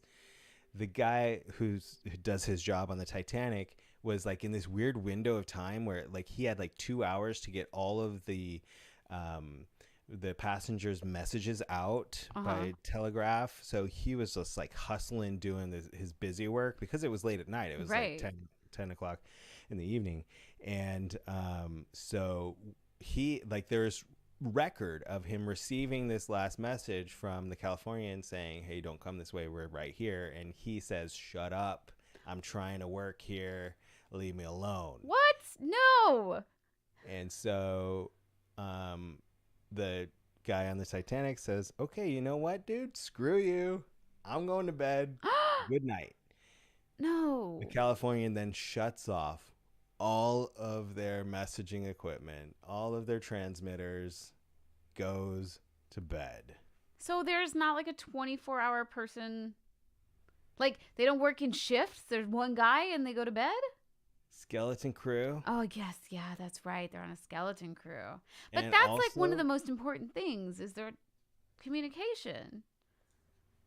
For you'd think, right? Yeah. Like, in case of emergency, you can't be asleep. Okay. Unless you just didn't want to receive any messages. Right. So. Okay.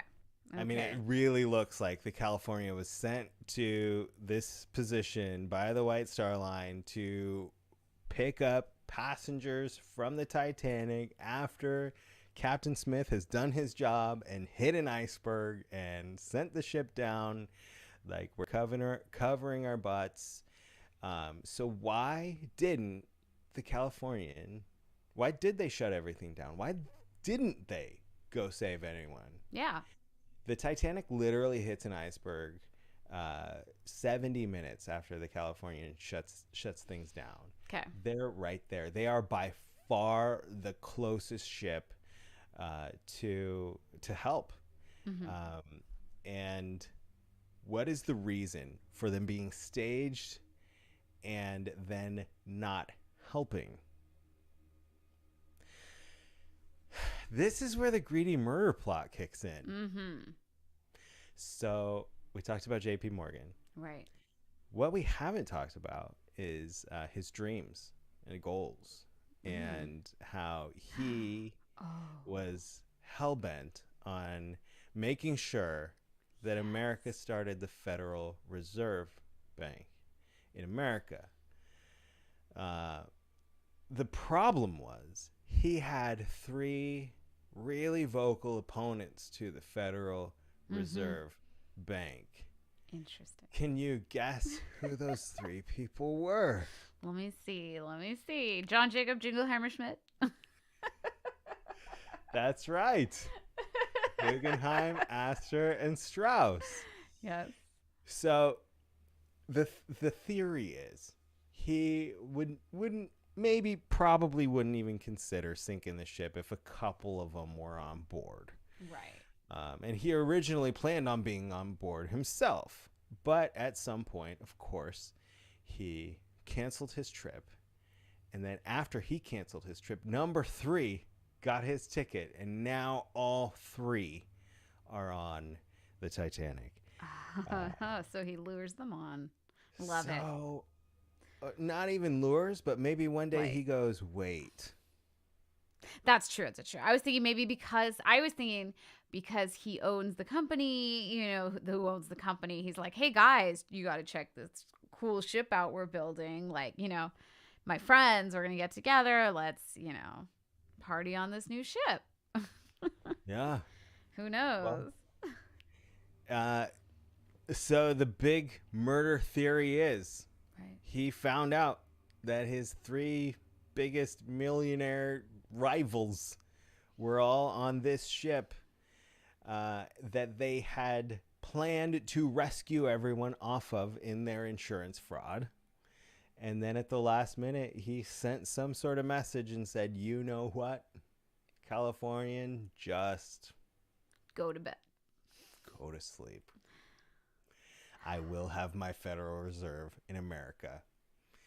See, now if And- you think about the amount of money that makes, suddenly, like I was talking about earlier, that problem that you have of like, there's going to be lawsuits, there's going to be this, there's going to be that. Suddenly that doesn't matter as much to somebody who's only interested in money. Could you be that interested in money in that you let 2,200 people die? Capitalism. Right.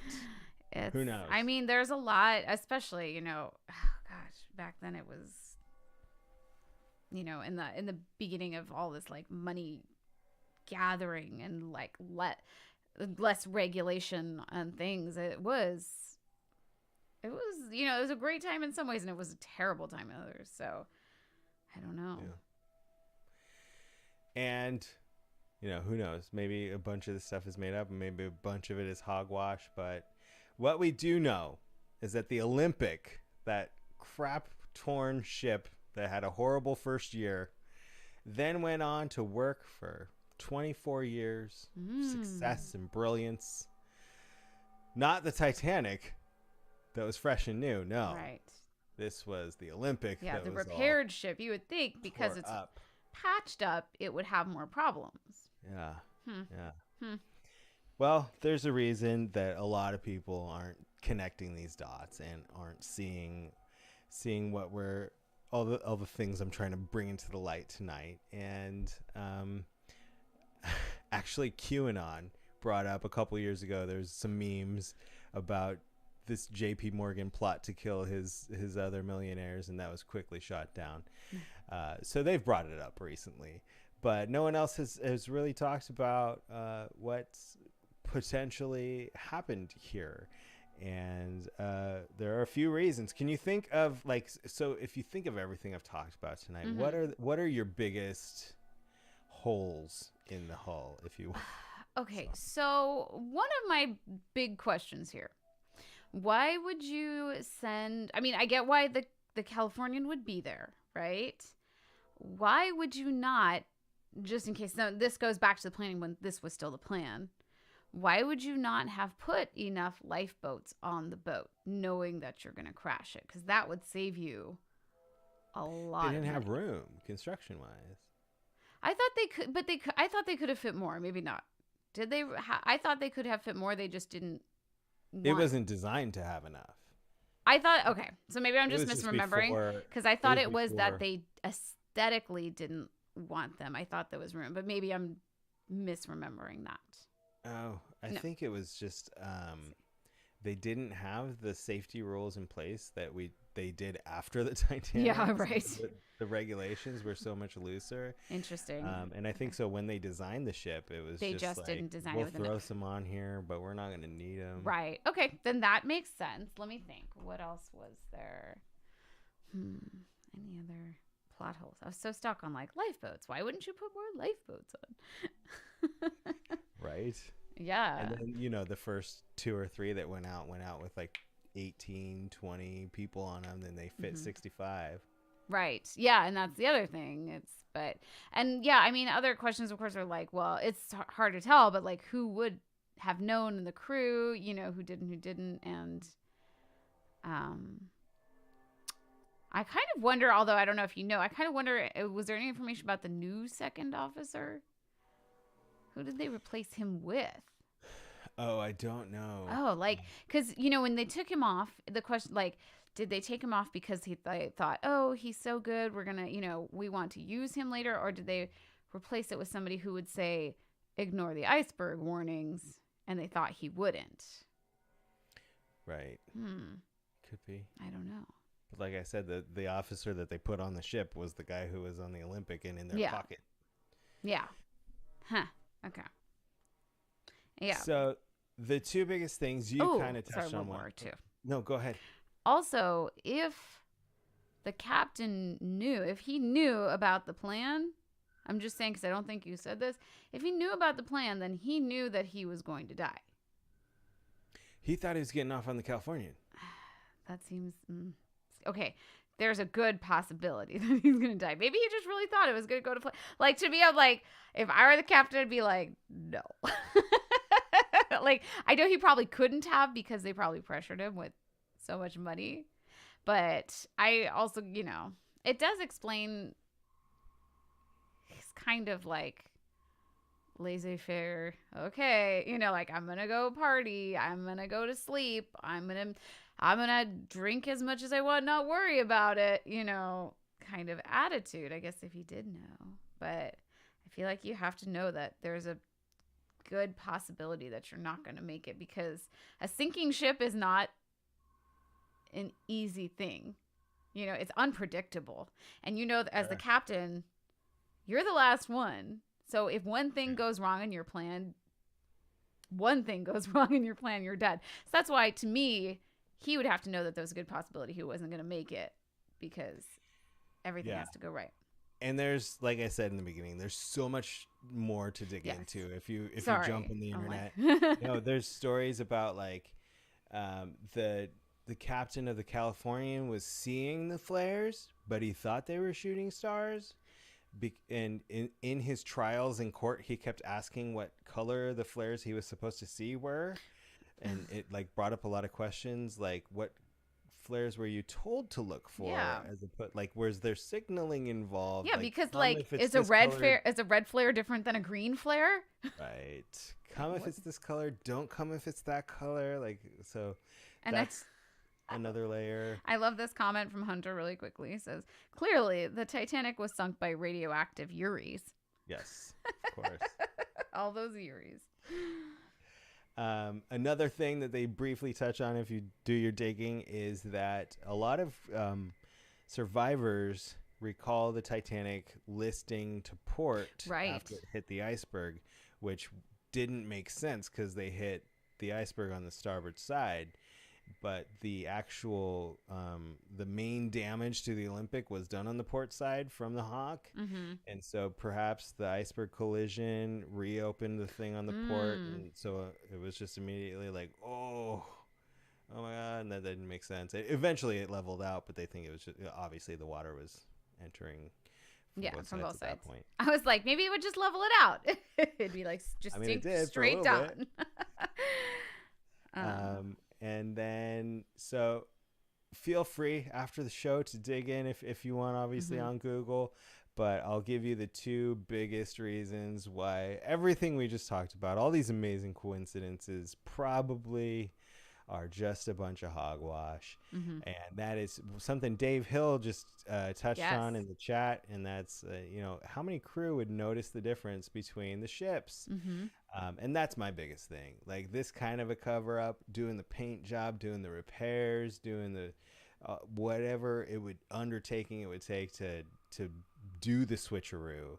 So many people had to know about it, and if nobody talked about it afterward, it's like, to me, I don't know if you could pull that off, no matter how much money you had and how much you were how much bribing would it people. cost to repair and, you know, make sure everything looked, you know, the right way. At that point, how much difference is it going to make in money? Because you have to add all these extra steps you need to take, and hush money or anything like that. Yes. What does it cost? And perhaps the biggest one that is, you know, good, hard, solid evidence is each ship, when they were built, had like little serial numbers put into their parts of their ships. And Titanic's was true to the serial number it was assigned when it was ordered to be built.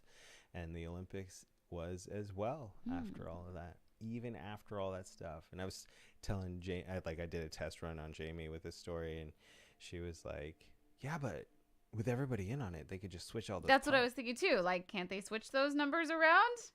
Or at least just put some of them. Yeah. You don't know what's going to be pulled up off the bottom of the ocean in 50 years. Yeah. Right? Well, I mean, it's true too. Like, how they didn't even know that would ever be a possibility to see the ship underwater, you know, and get it back. Yep. So yeah, I mean, I can see that. Like, but yeah, couldn't they have just changed out parts and numbers? But again, I guess I don't know. I have also heard, I don't know if that's true, that they, like, when the Olympic was damaged, they took pieces of the Titanic and put it onto the as repairs, because they already had been making them. So they just took them and were like, whoop, let's make a new one for this. Yeah. So there could easily be parts from one to the other. Could be. And a lot of people point at, and I thought about talking about it and I didn't, so now I'm going to talk about it, is that just like a lot of people pull up old pictures and go, this was the Olympic and this is the Titanic. Look at them side by side. But another thing that I found was after the Olympic sank, there weren't a whole lot of pictures in the media of the Titanic.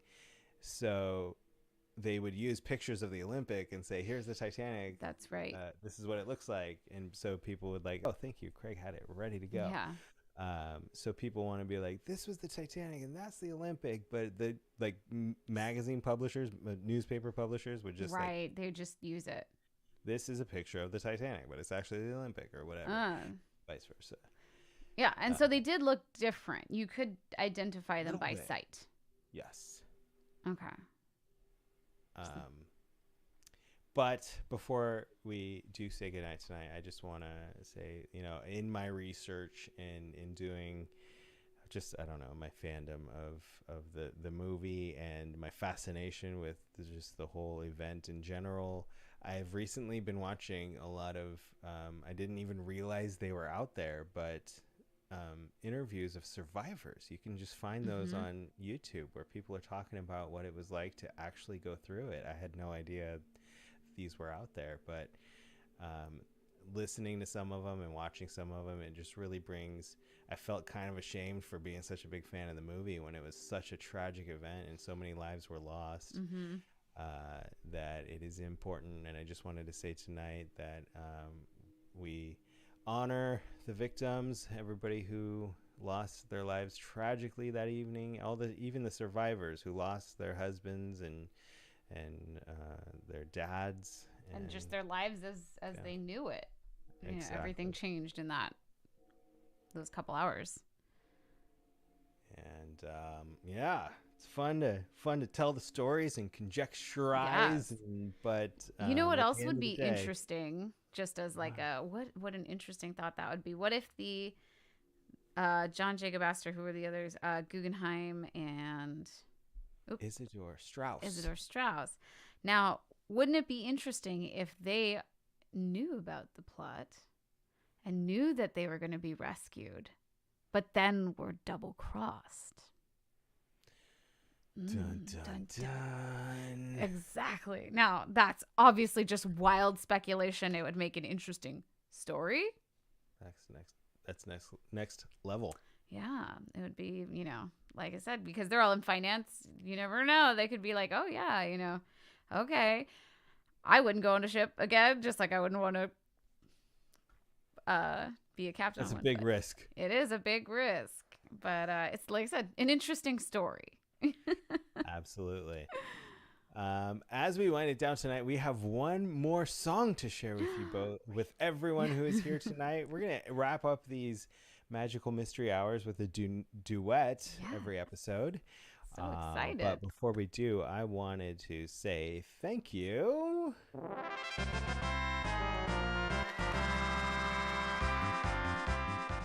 to our friend Emily Thatcher, who dropped into the Venmo, and she said, as it loads right now. And I have one from Emily too. Here, I'll read mine while yours loads. It says, awesome story. Thank you so much for sharing. That was super interesting, and I'm enjoying the show so far, with a clap and then mind blown. Thank you. And she said to mine, thank you for sharing your story. I love anything that has to do with the Titanic, and that was super interesting. Love this new show. Claps and hearts and mind blown. Yes.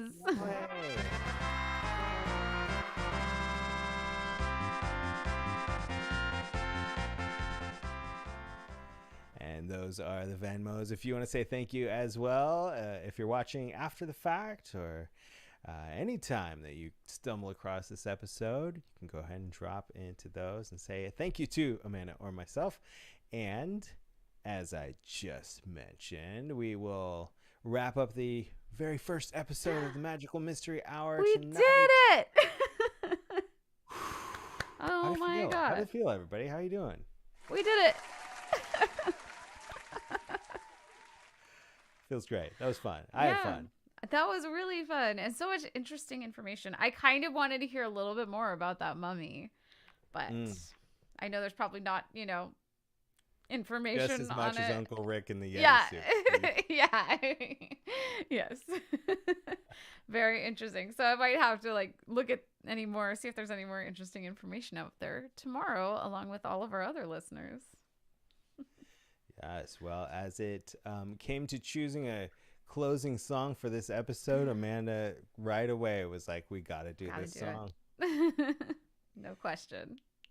I'll let you introduce it since you're at the helm over there. Oh my gosh. You know what I just realized? I I don't think I loaded it in. So give me, hold on. Yes. Okay. Phew. So maybe give me 3 minutes while I download it. You can have all of the minutes that you want. All of the minutes. Bring producer Craig in here because I love chatting with producer Craig. Oh yeah, here, I'll put you guys on a full screen over here. Around. What an amazing night. Thanks, buddy. Thanks for sharing all those photos. Give it up for producer Craig behind the scenes doing the work. I love how each of the stories that you and Amanda shared were totally different and, yes, conspiracies. I mean, to the core. Although, of course, Titanic is a little bit more well-known than Russia. But still, how fascinating when you think about it. We don't know what goes on in the Soviet Union, especially back then. And one thing I was thinking is, they could have gone off the beaten path. And what came to mind was an Area 51 situation. Mm-hmm. Especially when she brought up that KGB at the time or the Secret Service could have been involved. So that was kind of an interesting there's a lot to consider, theory especially here. when you think the group of hikers came from a school where they were all being prepped and what's the word, groomed by some hiker extraordinaire teacher who picked the right personalities to send out there all together. And you'd think they would survive something like this very easily, as a matter of fact. Next time he should put them all in a boat and send them to America. Yes, and that would be a good combination there. Sink it. Even though Titanic was, I think, 40 years earlier. Yeah. Yeah. That's right. So he could have put him on the actual Titanic called the Olympic and sent him back across. Oh my gosh. I want to say thank you to Kelsey Blaine Gibson. Kelsey! She says, love the new Mystery Hour show. Can't wait to hear more. Thanks, Kelsey. Yeah, I can't wait too, Kelsey. Next month. Oh, we're going to talk about what we're doing next month. Oh, yeah. Let me get Right you out of after. Okay, so let me, I'll do it while we do it. So I'm going to start it. I'll pause it in case it needs to be resized or anything. And then I will start it back up. So let me get, they'll also probably be, I'll just throw it on top of us and see what happens. That's all right. Yes. What a great plan. the mummy said. That's what the mummy's case did. Got everything down. All right. So let me know in the chat, as long as you can. I'm going to set it so I can hear it, but hopefully you guys will be able to hear it immediately. But if not, let me know and I will restart. So here we go. This is our duet.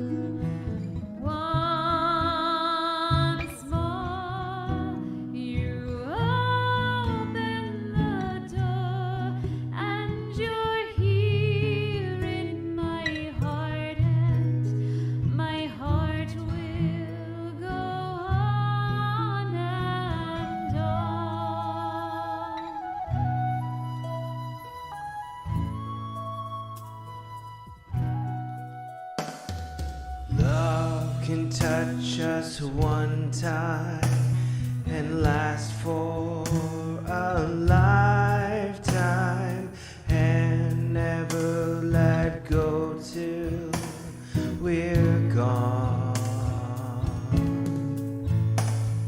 Love was when I loved you, one true time I hold to in my life. Will always go on. Near, far, wherever you are, I believe that the heart does go on.